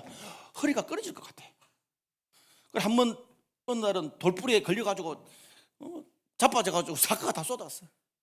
아버지 왜 자꾸 밤에 갖다 주라 그래? 씨. 그러니까 아버지가 뭐라 그런 줄 아세요? 이놈의 새끼야. 그렇게 사과 그 돈 많다고 낮에 갖다 주면 그 사람은 받는 사람은 뭐가 되고 못 주는 사람은 뭐가 되는 이놈의 새끼야. 몰라. 그러면 아버지가 갖다 주든지. 사과 그제 부사가 처음 나왔을 때야. 정말 비쌌어. 제일 크고 좋은 거를 따가지고 목사님 집에 갖다 주래. 그러면서 뭐라 그런 줄 알아? 사과는 썩은 게 맛있대. 우리는 늘 썩은 거 먹는데, 썩은 거 이놈의 새끼야, 썩은 거 또 벌레들이 맛있는 줄 알아서 먹는다. 여러분 절대 그 소리 믿지 마세요. 예? 사과는 좋은 게 맛있어요. 예. 저는 그때 그게 뭔지 몰랐어요. 예. 그렇게 평생을 섬기시고 은퇴를 하셨어. 은퇴하시고 난 다음에 아무도 아버지의 섬김을 알아주지도 않았어. 챙겨주지도 않았어. 그런 모습을 보고 제가 교회가 뭐라고, 자기보다 가족보다 더 챙기는 교회를 보면서, 되돌아오는 것도 없는 교회를 그렇게 섬기는 아버지를 보면서 제가 신앙생활을 떠난 거예요. 많은 장로 자녀들이, 많은 권사 자녀들이, 많은 목사 자녀들이 그것 때문에 떠났어요. 이래서 목회를 하게 됐으니까 저희 교회에 어떤 사람들이 많겠어? 장로 자녀 신앙생활을 하다가 떠난 사람, 권사 자녀 신앙생활을 떠난 사람, 그런 사람들이 저희 교회에 와. 예. 참 신기하죠. 예. 젊을 때 교회 그런 아버지가 너무 싫었어. 교회를 너무 잘하니까 교회 좋은 면보다 안 좋은 면을 너무 많이 봤어. 근데 제가 젊을 때 그 방황하던 시기를 지나서 나도 목사가 될 줄 몰랐어. 두들겨 맞춰서 목사가 되고 나니까 지금 어떻게 해요? 그게 얼마나 소중한지 몰랐어요. 감사해. 돌아보니까 그때는 몰랐어요. 저도 50이 넘고 보니까 저는 그 아버지를 통해서 교회라는 게 얼마나 중요한지를 몸소 배웠던 것 같아요. 열받으면서 배웠어. 그리고 교회를 어떻게 섬겨야 되고 어떻게 사랑해야 되는지 자연스럽게 배웠어요. 제가 목사 스타일이 아니잖아요. 어떻게 제가 목회를 알게 됐을까요? 우리 아버지를 통해서 알게 된 거예요. 아버지는 초등학교 4개월밖에 안 다녔지만 저는 이제 알았어. 따라합시다. 내가 신앙의 금수저였구나. 신앙의 금수저였어. 네. 아버지가 그렇게 힘들게 보여주셨던 그 신앙의 섬김이 지금 저의 목회의 자산이 됐다는 것을 알게 됐어요. 아마 오늘 여러분 이 자리에 오신 분들은 굉장히 세대를 넘나드는 이 신앙에 대해서 머릿속에 콱 박힐 거예요. 아멘. 네. 제가 서울에 왜 올라왔겠어요? 저는 대구에서 구미 대구 주변에서 부사역자로 살겠어. 어머니 일찍 돌아가시고 아버지 혼자 계시니까 거의 그 주변에서 있을 수밖에 없었어. 저는 주일날 교회 사역하고 나면 또 저녁에 집에 가서 또 집사람이 김치 챙겨드리고 정리해드리고 그렇게 왔으니까 그 주변에 살았어. 그런데 아버지가 80세 중반까지 시골에서 굉장히 혼자 외롭게 사셨어. 우리는 그 인근에서 결혼해서 목회하면서 도와드렸어. 근데 어느 날 아버지가 저를 부르더라고. 창근아 이리 와봐라. 너가 고생 많이 했다. 나 때문에 여 구미 대구에 묶여 살아서 되겠나? 서울 가서 큰 목회 배워라. 남자는 길을 꺾으면 안 되는데 내가 괜히 혼자 살아서 너 그 부부를 지방에 묶어두는 것 같구나. 네 인생 네가 살아라. 훨훨 날아가라. 그러고 보내주셨어. 그것 때문에 우리 누님들하고 매형들이 그러면 안 된다고 싸우고 온 동네 사람들이 그러면 안 된다 그랬어. 그때 아버지가 그랬어. 그만하면 됐다. 내 인생은 지는 인생이고 이제 지 인생 지가 살아야지. 보내주셨어. 제가 그때만 해도 이렇게 이 트럭에 짐을 싣고 이삿짐을 싣고 이제 올라오는데 김천 넘어서 추풍령 고개가 있어. 추풍령 고개를 넘으면 충청도야. 제가 트럭을 그때 이제 앞에 턱 타고 추풍령 고개를 넘으면서 얼마나 울었는지 몰라. 집사람은 그게 뭔지를 몰라. 추풍령 고개를. 네? 추풍령 고개라는 말이 이제 고향을 떠나서 어떻게 내가 나이 많은 아버지를 버려두고 수많은 사람들의 반대를 다 뒤로 하고 지금 서울로 오는 거잖아. 제가 위쪽에 올라와서 몸이 불어 터지도록 목회할 수밖에 없었던, 최선을 다해 살 수밖에 없었던 이유 중에 하나가 이것 때문에 저는 아버지를 버려두고 추풍령 고개를 넘은 사람이에요. 저희 아버지는 85까지 혼자 밥에 잡숫고 농사일하고 그러셨어요. 이렇게 사셨죠. 매일 우리 시골교회 목사님이 그래. 거의 저희 아버지가 손백세 목사님처럼 아주 성실해.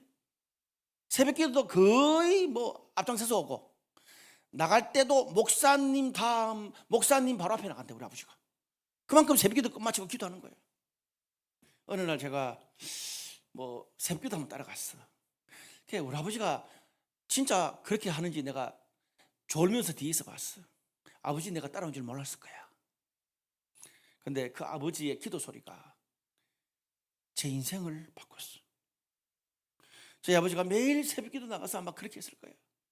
사람들이 다 떠나고 난 그 빈 교회에서 강당 그 뒤에는 목사님 기도하고 계시는데 우리 아버지가 하나님, 우리 정숙이, 우리 명숙이, 우리 형숙이, 우리 장거의 축복 좀 해주세요. 하나님, 우리 명숙이, 정숙이, 형숙이, 장거의 축복 좀 해주세요. 나는 배운 것도 없고 밀어줄 수도 없는데 하나님이 우리 명숙이, 정숙이, 형숙이, 장거의 축복 좀 해주세요. 제가 그 기도로 소리를 듣는데 오일이 나오지 않겠어요? 자녀들 이름 하나하나 불러가면서 기도하셨대요. 매일. 저렇게 내가 저렇게 두들기 맞아서 목회하고 인생의 신앙의 물줄기가 변곡점을 경험하게 된 것도 우리 아버지 기도 때문이었구나. 그렇게 해서 이제 목회자로 다시 서서 목회하는 아들을 생각하면 아무리 외롭고 힘들어도 힘이 난대. 그런데 여러분, 저는 그런 아버지를 50살 차이 나고 초등학교 또 졸업 못했고 4개월밖에 못 다녔고 아버지 너무 촌스럽다고 부끄러워했던 적이 있었습니다. 그러니까 제가 우리 집안에 안 태어나고 아버지 저한테 해준 게 뭐 있어요? 그렇게 아버지한테 대들었지. 왜 제가 아버지를 부끄러워했겠어요? 청소년 시절에 학교에서 보통 부모님 부르잖아. 저는 이제 아버지가 초등학교 6학년 때 대구 유학 보내가지고 저는 대구 중학교, 대구 경신고등학교 다녔어요. 근데 아버지 이제 그 선생님이 부모님을 부르면 다른 집은 다 엄마 아빠가 와. 우리 집에는 엄마가 돌아가 있으니까 아버지가 와. 근데 할배야. 53살 차이 나니까. 그럼 다른 분들은 전부 다 오면 40대 한 중반 뭐 후반 많아봤자 50인데 우리 아버지는 70 넘은 할배가 와. 근데 우리 아버지 패션이 초원에서 일하다가 왔으니까 패션이 끝내줘. 어떻게? 바지는 양복 바지. 그리고 위에는 한복. 구두는 그 검정색 구두. 그리고 밀주 모자 쓰고 도대체 형언할 수 없는 패션이야. 그래가 와. 선생님 만났어. 그럼 이제 선생님 만났으니까 아들 얼굴 한번 보려고. 제가 그때 11반이었어. 15개 반이 있었는데. 그러면 우리 아버지가 늘 11반이라 그래도 늘 잊어버려. 웃자다가 한번 오시니까. 그러면 1반에 가가지고 문 열고 야들아, 이 송창거 있나? 없어. 없는데요. 2반 가가지고 야들아, 이 송창거 있나? 아닌데요. 3반. 그러면 7, 8반 되면 앞에 있는 친구들이 다 아버지 따라 나와. 그래가 한 8반 문을 딱 열면 아들들이 친구들이 뒤에서 합창해. 야들아, 여기 송창거 있나? 없어요. 그래가 또 그 친구들이 아버지 문 열면 이제 아들이 이야기 친구들이 이야기해서 야들아, 송창거 있나? 없어요. 그러면 그 반 친구들이 야, 그 창거의 아버지 할매 왔다. 너무 부끄러운 거야. 쪽팔리는 거야. 그럼 이제 10일만 와가지고 이제 아버지 나가. 그럼 내가 이제 아버지 또 손잡고 오랜만에 왔으니까 이놈 새끼야 공부 열심히 해라. 몰라 씨. 와가지고 문 다 열고 10일 받으라 그랬잖아. 우리 아버지 아니었으면 좋겠어. 근데 나이 들고 나니까 그랬던 내가 너무 죄송스러운 거예요. 너무 죄송스러운 거예요. 여러분 그런 적 없으세요? 우리 아버지 우리 어머니가 너무 부끄러워. 이제 와서 그 아버지 어머니가 너무 소중한데 그때는 그게 눈에 들어오질 않는 거예요. 여러분 요즘 미국에서는 격대 교육에 관심이 많습니다. 격대 교육이 뭡니까? 미국 펜실베니아 대학에서 연구 발표를 한 게 있는데 어린 자녀들이 세대를 넘어서 할아버지 할머니들에게서 기른 자녀들이 어떻게 해요? 세대를 뛰어넘는 지혜와 능력을 배운대요. 미국 애들은 신기해요. 우리는 경험을 하는데 걔들은 연구해야 알아. 제가 이야기를 왜 합니까? 왜 옛날 이야기를 합니까? 여러분 세대 간의 우리 가정의 갈등이 하나님이 영적으로 말씀을 통해서 지혜를 주시면 풀리는데 그 안에서 따라합시다. 가족의 비밀이 풀리면 따라합시다. 가족의 비밀이 풀리면 나의 사명도 발견한다. 저는 제가 현재 사역하는 것은 좀 다른 일반 목사님들하고 다른 스타일로 합니다. 저의 사역을 보면 하나님의 놀라운 승리가 있습니다. 저는 40대 중반에 홍대 거리에 술집 뜯어가지고 20, 30대와 교회를 개척했습니다. 7년을 목회하고 엔터테인먼트를 했습니다. 그리고 지금은 강남에서 여러분들처럼 30, 40대 목회를 제가 손병세 목사한테 물어서 늦게 30, 40대 개척을 했어요. 30, 40대가 힘들대요. 그리고 저는 부목사 때부터 지난 20년 동안 한국 전역을 다니면서 큰 교회, 작은 교회, 도시교회, 시골교회, 오래된 교회, 여러분들처럼 젊은 세대들이 있는 교회, 신학 교수, 목회자, 신학생, 평신도 지도자들을 훈련하고 코칭하는 사역을 합니다. 모든 세대를 대상으로 사역해요. 제가 50대 중반 넘어가서 내가 어떻게 이걸 배웠지? 생각해 보니 제가 우리 아버지랑 몇 살 차이 난다고요? 53살. 우리 누님하고는 13, 18, 23. 제가 그 갈등 속에서 너무 싫고 갈등됐던 이 모든 걸 통해서 하나님께서 세대를 뛰어넘어서 사역하는 것을 가르쳐 주셨어요. 아멘. 저는 위로 53살, 아래로 53살과 소통할 수 있습니다. 네. 죄송한데 여러분보다는 젊은 세대라고 소통을 더 잘할 수 있습니다. 홍대거리에서 강남에서 젊은 세대들하고 목회를 했기 때문에 돌아보니 하나님은 아버지와 우리 누님들 가족들 간의 세대 간의 갈등을 통해서 30년 뒤에 저의 사역을 그렇게 준비하고 계셨던 겁니다. 책으로 공부한다고 어줍지 않은 코칭으로 그걸 알 수 있는 게 아니에요. 삶과 인격과 갈등과 교회를 떠나고 다시 두들겨 맞아서 오고 이런 뼈아픈 그런 신앙의 방황과 혼란을 통해서 하나님께서 저한테 영적인 사명이 저의 전인격 속에 녹아들게 하셨습니다. 어쩌면 오늘 이 시간도 여러분에게 그런 시간 중에 하나가 될 것입니다. 밥도 못 먹고 졸다가 조는 것도 은혜예요. 주께서 사랑하시는 자에게 잠을 주시잖아요. 아멘. 나이 많은 사람은 두 부류가 있답니다. 첫 번째 부류는 구닥다리, 고집불통, 꼰대. 나이 많아서 젊은 세대들과 소통할 수 없는 꼰대라 그래요. 그런데 나이 많은 사람을 꼰대로만 부르지 않습니다. 또 한 부류의 사람이 있습니다. 존경받는 어른입니다. 자녀 세대와 소통할 수 있고 자신의 성공과 자신의 수많은 경험을 강요하지 않고 들을 줄 아는 꼰대와 어른은 똑같지만 다른 언어입니다. 사랑하는 여러분, 여러분은 지금 주변 사람들이 나의 경험과 경륜을 듣고 싶어 여러분에게 찾아옵니까? 아니면 가정이나 교회나 직장에서 자녀들, 후배들이 나를 애물단지처럼 부담스러워합니까? 여러분 어느 쪽에 더 가까우세요? 젊은 세대들이 기억해야 될 게 있습니다. 하나님이 가족의 미래에 대한 비전을 잘난, 젊은, 똑똑한, 탁월한 요셉한테 준 게 아니라 신앙의 아버지 야곱을 통해서 주셨다는 것을 기억하시길 바랍니다. 우리가 부모 세대와의 관계가 회복되어야 세대를 넘어서 일하시는 하나님의 섭리, 나의 가정, 자녀 세대를 넘어서 우리 개척 세대, 새로 들어오는 세대, 그 다음 세대, 세대를 넘어서 이 교회를 향한 하나님의 사명이 보입니다.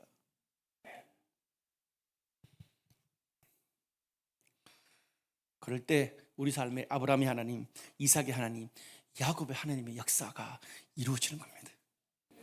마지막으로 따라합시다. 부모 세대의 약함을 기억하라.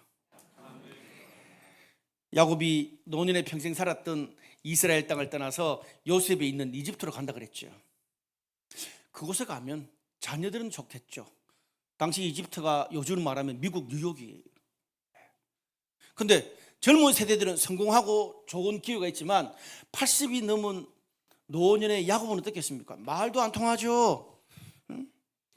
평생 야곱은 자기가 주도하고 살았습니다. 경쟁에서 이겨내고 가정을 주도하고 비즈니스를 주도하고 신앙을 주도하며 살았어요. 그런데 이집트로 80대 넘어서 딴 나라 가면 어떻게 됩니까? 평생 자기가 살았던 주도하는 삶이 아니라 어떻게 자녀들한테 끌려서 뒷방 늙은이 취급받으면서 마지막 여생을 보내야 합니다. 여러분, 야곱의 결단이 여기에 중요한 게 있습니다. 그런데 아버지 야곱이 그걸 몰랐을까요? 자신의 고집을 적고 어떻게 해요? 자녀 세대의 비전을 위해서, 가족들을 위해서 이집트로 따라갑니다. 그랬기에 430년 뒤에 위대한 출애굽과 이스라엘 민족의 역사가 가능했습니다. 제 아버지가 그때 온 동네와 온 가족들이 반대하는데 저를 서울로 안 보내셨다면, 제가 주폭역으로 넘어가면서 울지 않았다면 지금 저의 사역은 없습니다. 만약 너희들만 가거라 나는 안 간다 그랬다면 야곱이 나중에 어떻게 될까요? 이스라엘 민족이 이스라엘에 살았던 야곱과 살았던 사람들, 그리고 이집트 가서 살았던 사람들이 민족이 나누어지게 되는 겁니다. 여러분, 야곱처럼 부모가 모든 것을 주도해서 가야 될 때가 있고, 이제는 나이가 들어서 자녀들과 후배들의 의견을 따라가고 뒤를 밀어줘야 할 때가 있습니다. 사람이 나이가 많을수록 자식들의 말, 아래 사람들의 말, 후배들의 말을 들을 수 있는 것이 성숙이고 능력입니다. 저는 제 주변에 탁월한 이들이 너무 많았습니다. 그런 멘토도 많았습니다. 근데 나이가 들어서 정말 존경하는 멘토는 어떤 분들인 줄 아십니까? 이제는 내가 주도하는 게 아니라 후배들의 길을 열어주고 후배들에게 들을 수 있는 사람이 진짜 성숙한 멘토입니다. 부모도 마찬가지예요. 자기 세대의 한계를 인정하고 젊은 세대의 의견을 받아주고 포용할 줄 아는 것이 어른입니다. 여러분, 우리 시대의 가정과 교회와 세상의 어려움이 뭔 줄 아십니까? 주도하는 사람이 계속 주도하고 그들이 내려와서 새로운 세대를 받쳐줘야 되는데 그걸 못하기 때문에 그렇습니다. 결국 자녀는 아버지가 인정하고 길을 열어주는 것만큼 갑니다. 교회도 마찬가지입니다. 비즈니스도 마찬가지입니다. 당대의 영광이 끝나는 가정이 있는가 하면, 당대의 영광이 끝나는 비즈니스 교회가 있는가 하면 대를 이어서 역사를 이루는 가정, 직장, 교회가 있습니다. 네? 저는 꿈이 술집 사장이었습니다. 백바지 입고. 그래서 제가 술집에서 교회를 개척한 겁니다. 제가 아버지를 닮아서 고집이 세서 어지간해서 제 생각을 쉽게 포기하지 않습니다. 저는 중3 때부터 클럽을 다녔다 그랬습니다. 일반 목사들 중에 쉽게 찾아볼 수 없는 캐릭터입니다. 두들겨 맞아서 목회했으니까 열받으면 하나님 앞에 가서 목회하지 말지요 이랬어요. 하나님한테 협박했습니다. 지금은 원로 목사님이신 김인중 그 원로 목사님 부부가 제 멘토셨습니다. 저 때문에 고생 많이 했습니다. 제가 나중에 담임 목사 갈 때 그러시더라고요. 내가 평생 데리고 있었던 부목사 중에 너랑 A 목사 둘이가 제일 이상했다. 장로님들과 동성교회가 그런 저를 끝까지 기다려줬습니다. 왜?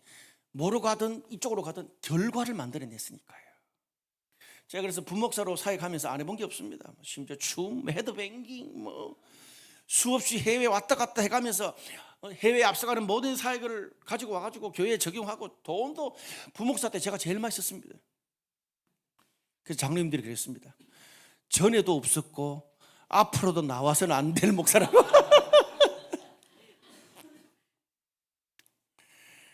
제가 부목사 시절부터 한국교회를 대표하는 그런 목사님들을 앞에 두고 한국교회 사역을 했습니다. 하려고 그런 게 아니고 김종 목사님 밀어넣어서 나도 모르게 하다 보니까 어느 날 하고 있더라고요. 저는 사실 부목사 때 원 없이 했습니다. 제가 목회를 하려고 했는 게 아니고 두들겨 맞아서 했고 제가 그렇게 원 없이 사역을 했으니까 다시 기존 교회 담임 목사를 또 해야 될 하등의 이유가 없었습니다. 그래서 아무도 도전하지 않는 그런 목회를 해보고 싶었습니다. 제 꿈이 뭐라고요? 술집 사장이 꿈입니다. 그래서 어떻게 홍대 클럽 거리에서 클럽이 제일 많은 클럽 거리에 술집을 뜯어서 목회를 했습니다. 두 번째 교회 할 때도 신촌에 있는 바를 빌려서 했습니다. 네, 내일 말씀드리겠습니다. 개봉박두. 그러니 안산 동산교회에서 분리 개척을 할 때 목사님도 장로님도 권사님도 교회가 이해가 갔겠어요. 근데 김중 목사님 그랬어요. 송창거이니까 뭐 이해할 수도 있지. 그래서 보내줬어요. 동산교회는 파송할 때 전부 다 무슨 동산교회 무슨 동산교회예요. 그때 제가 어떻게 해요? 블루라이트 교회. 우리 손 목사도 어떻게 이름이 달라. 더 행복한 교회. 어르신들은 블루라이트 그러면 어떻게 해요? 블루라이트 요꼬마라는 그 일본의 엔카가 생각납니다. 꼭 그런 이름을 해야 되겠소? 예, 해 그럼. 그 시절에 개성이 강한 목회자들이 꽤나 많았습니다. 그런데 교회가 이해가지 않아도 어른들이 끝까지 기다려줬어요. 그런데 지금 어떻습니까? 그런 목회자들이 나중에 뭡니까? 기존의 한국교회에서 나오는 그런 목회자들이나 그런 교회가 아닌 독특한 사역을 하고 있습니다. 손병세 목사도 마찬가지입니다. 네? 끝까지 기다려주고 이해 안 가지만 열어주니까 일반 이런 미국의 어떤 유명한 목회자가 한국교회를 설명하는데 이렇게 말합니다. 한국교회는 교단만 좀 다를 뿐이지 교회가 건물도 비슷하고 안에 프로그램도 비슷하고 거의 비슷합디다. 그 뭐죠? 그 예전에 우리 입었던 노스페이스 같습니다. 그런데 그 시절에 독특한 사람들을 끝까지 기다려주고 밀어주니까 그 시절에 잘 없는 목회자의 모델, 사역의 모델, 교회의 모델이 나오는 것입니다. 제가 이런 말을 왜 합니까? 우리 주변에 보면 어떤 부모, 어떤 가정, 어떤 교회는 당대에 너무 탁월해요. 네? 그러다 보니까 부모가 부모의 스타일로 자녀를, 공동체를, 비즈니스를 계속 강요하는 거예요. 그러다 보니까 어떻게 됩니까? 자녀 세대가 부모 세대 이상을 넘어갈 수가 없습니다. 근데 반대로 어떤 가정은 부모가 좀 부족해. 너무 부모가 그냥 이해하고 넘어가는 것 같아. 근데 자녀 세대가 부모보다 더 탁월해요. 할렐루야. 말년의 야곱처럼 자신의 마음이 들지는 않지만 아들의 길, 자녀의 세대 비전에 부모가 맞춰주고 열어주기 때문에 어떻습니까? 다음 세대까지 축복이 이어가는 것입니다. 이 본문을 볼 때 그게 보여야 됩니다. 이 부분과 관련해서 저희 아버지를 이야기 말씀드리면 저희 아버지는 자수성가하셨다 그랬잖아요. 일찍 와이프가 죽고 그래가지고 거의 한 20년 가까이를 말년에 혼자 사셨어요. 혼자 밥이 잡숫고 저희 와이프가 반찬해서 다 나르고 저희가 결혼했는데도 우리 집에 딱 하룻밤만 자고 간 적이 없습니다. 빨래를 내놓을 때도 속옷을 며느리한테는 맡기지 않았습니다. 손수 빨아서 입으셨어요. 그만큼 자존심이 강했던 분이세요. 자주성가했으니까. 주무신 분들 깨서 이제 끝나갑니다. 그러던 강하셨던 아버지가 말년에 치매가 왔습니다. 안산에 와가지고 치매가 와서 다 잃어버렸습니다.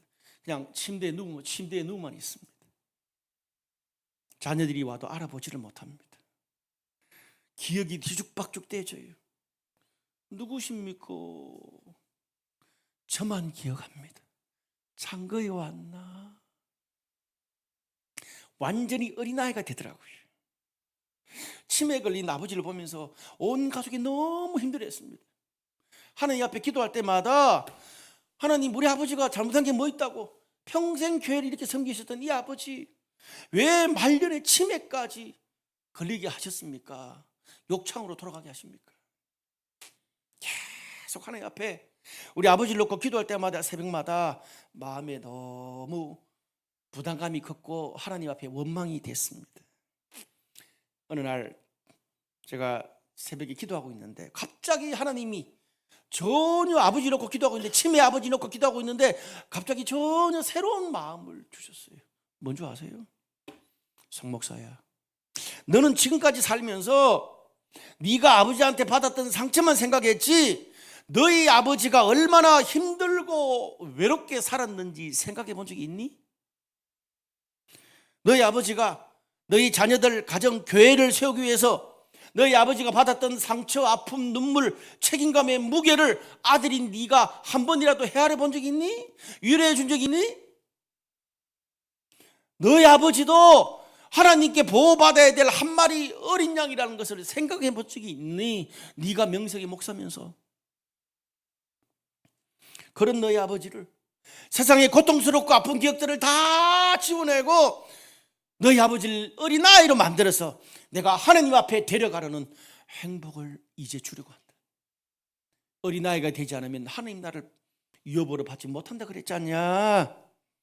하나님 그날 아버지의 치매에 대해서 새로운 해석을 저에게 해주셨습니다. 제가 너무 죄송했어요. 한 번도 제가 그 아버지의 아픔과 무기를 생각해 본 적이 없었어요. 받은 상처만 생각했지. 나쁜 아들이죠. 제가 그날 얼마나 죄송해서 울고 감사해서 울고 오해를 했습니다.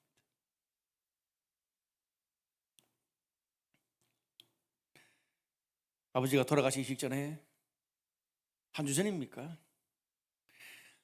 치매로 기저귀를 차고 저희 집 안방에 그 병원 침대에 갖다 놓고 기저귀를 차고 치매 아버지가 누워 계시는데 어느 날 그날 정신이 좀 돌아오셨어요.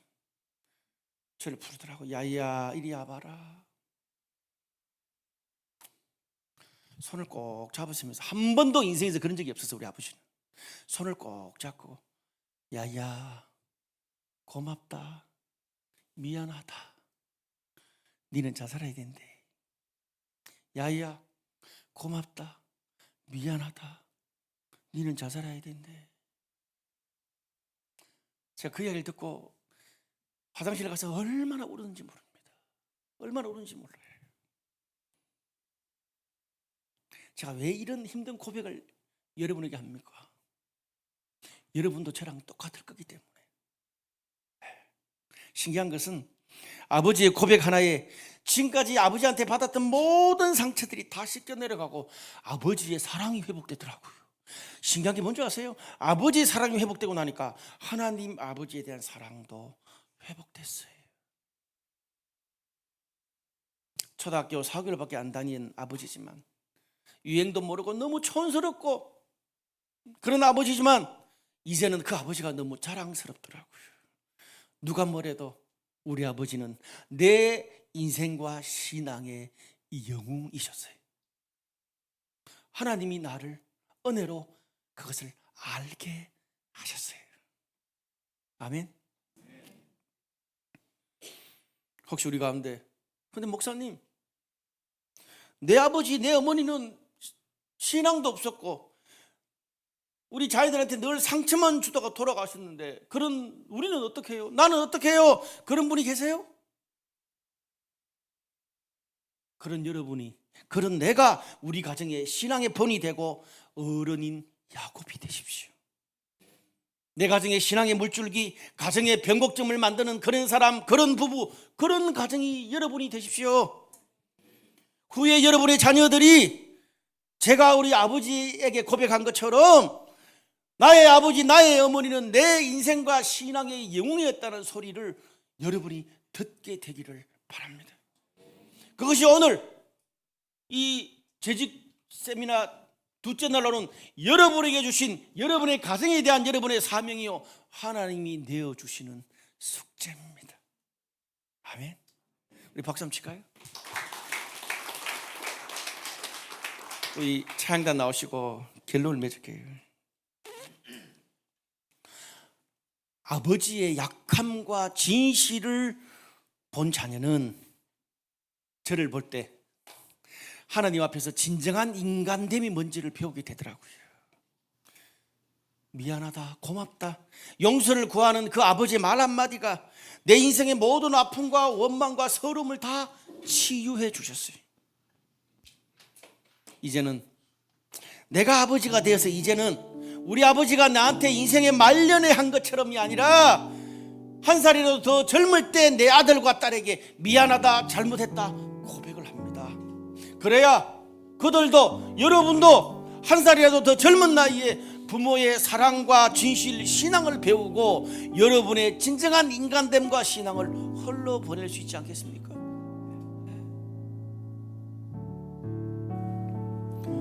아버지도 야곱처럼 나를 너무 사랑했는데 53살 차이가 나다 보니까 평생 1시간 이상 사적인 대화를 나눠본 적이 없었습니다.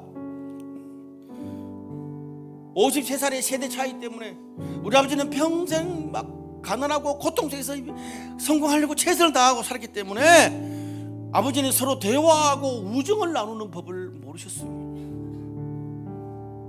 아버지는 저를 사랑하셨지만 그 흔한 빵집, 카페, 레스토랑, 영화관, 여행 한 번 간 적이 없습니다.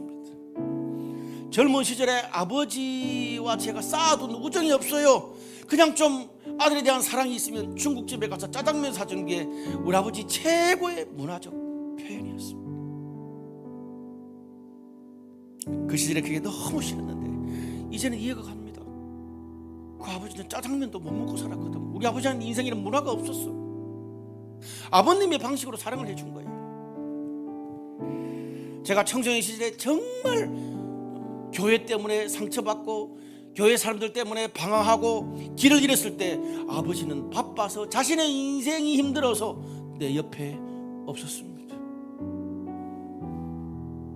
아버지가 나이가 들어서 이제 자기가 70이 넘어서 이제는 아버지가 외로워서 자식과 가족을 찾았을 때 나는 바빠서 더 이상 아버지가 필요 없었고 짐이 되었습니다. 사랑하는 여러분, 사랑은요, 상대가 힘들고 정말 필요할 때 곁에 있어주는 것입니다. 가족 간의 사랑이라는 게요, 인격적이라는 게요, 마음과 기도로만 되는 게 아닙니다. 일상과 감정을 공유하고 그런 태도를 가지고 디테일이 필요한 것입니다. 은혜는 기도로 받지만 사랑과 우정은 인격적인 소통으로 쌓아갑니다.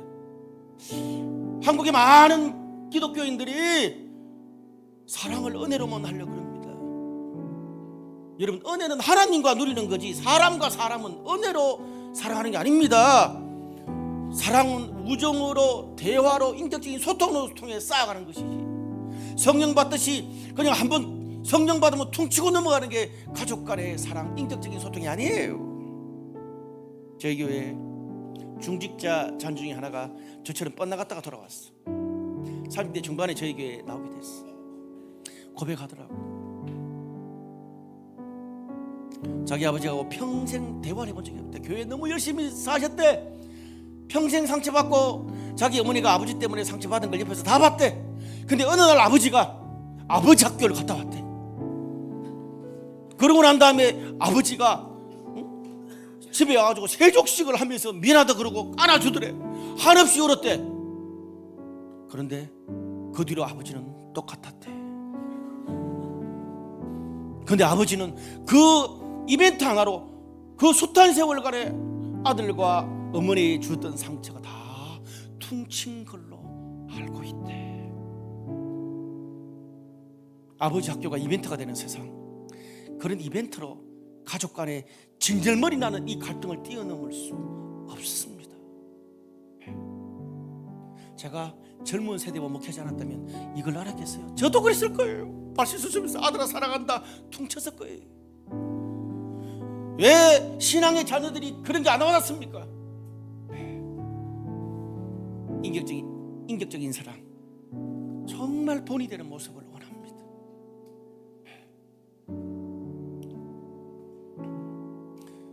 저는 아버지와 병들어서 아버지가 움직일 수 없을 때 우리는 함께 있었고 소통하게 됐습니다. 그게 너무 비극적이었어요.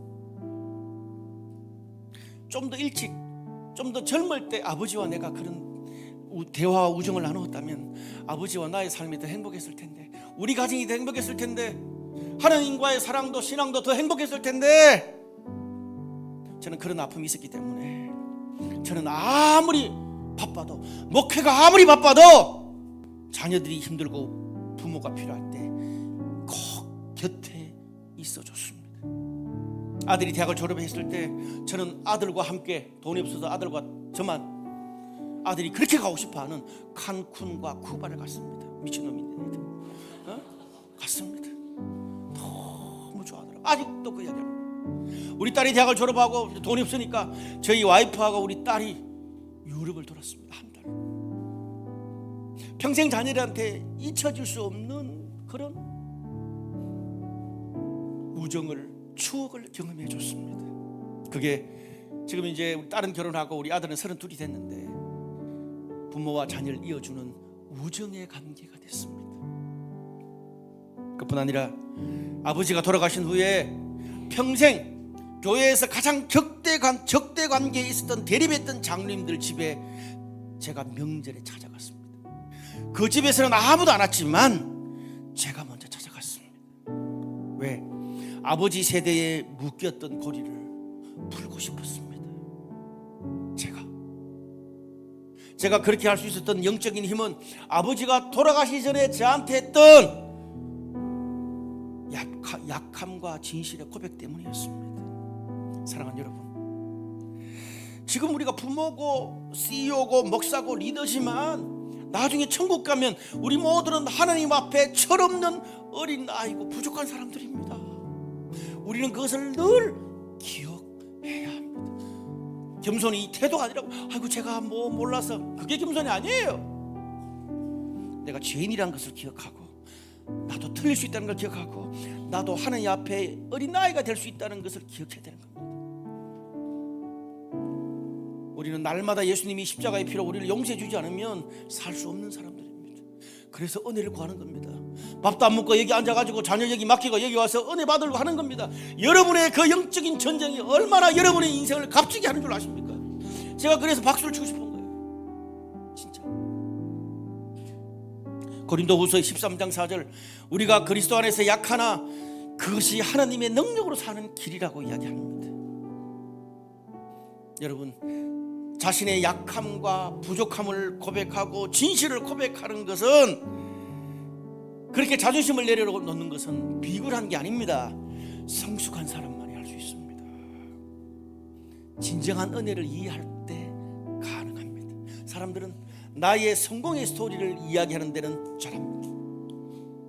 사람들은 하나님이 나의 기도를 들어주셨고 축복받은 이야기는 잘합니다. 근데 내가 약하다는 것, 내가 부족하다는 것, 내가 자존심이 상했다는 그런 고백은 잘 못합니다. 남들한테는 잘해도 가장 소중한 남편에게, 아내에게, 자녀에게, 부모에게는 못합니다. 그걸 할 수 있는 것이 성숙이고 인격적인 것이고, 부부의 관계, 부모와 자녀의 관계, 가정과 공동체를 바꿉니다. 오늘 그 아내와 남편에게, 자녀에게, 부모님에게, 우리 공동체에 나의 약함과 나의 진실, 이걸 서로 고백하고 서로 받아주면서 우리 가정과 직장과 교회와 세대가 회복되는, 세대를 넘어서 일하시는 하나님의 은혜와 사명을 경험하시는 저와 여러분 되시기를 주님의 이름으로 축복합니다. 우리 다시 한번 일어나서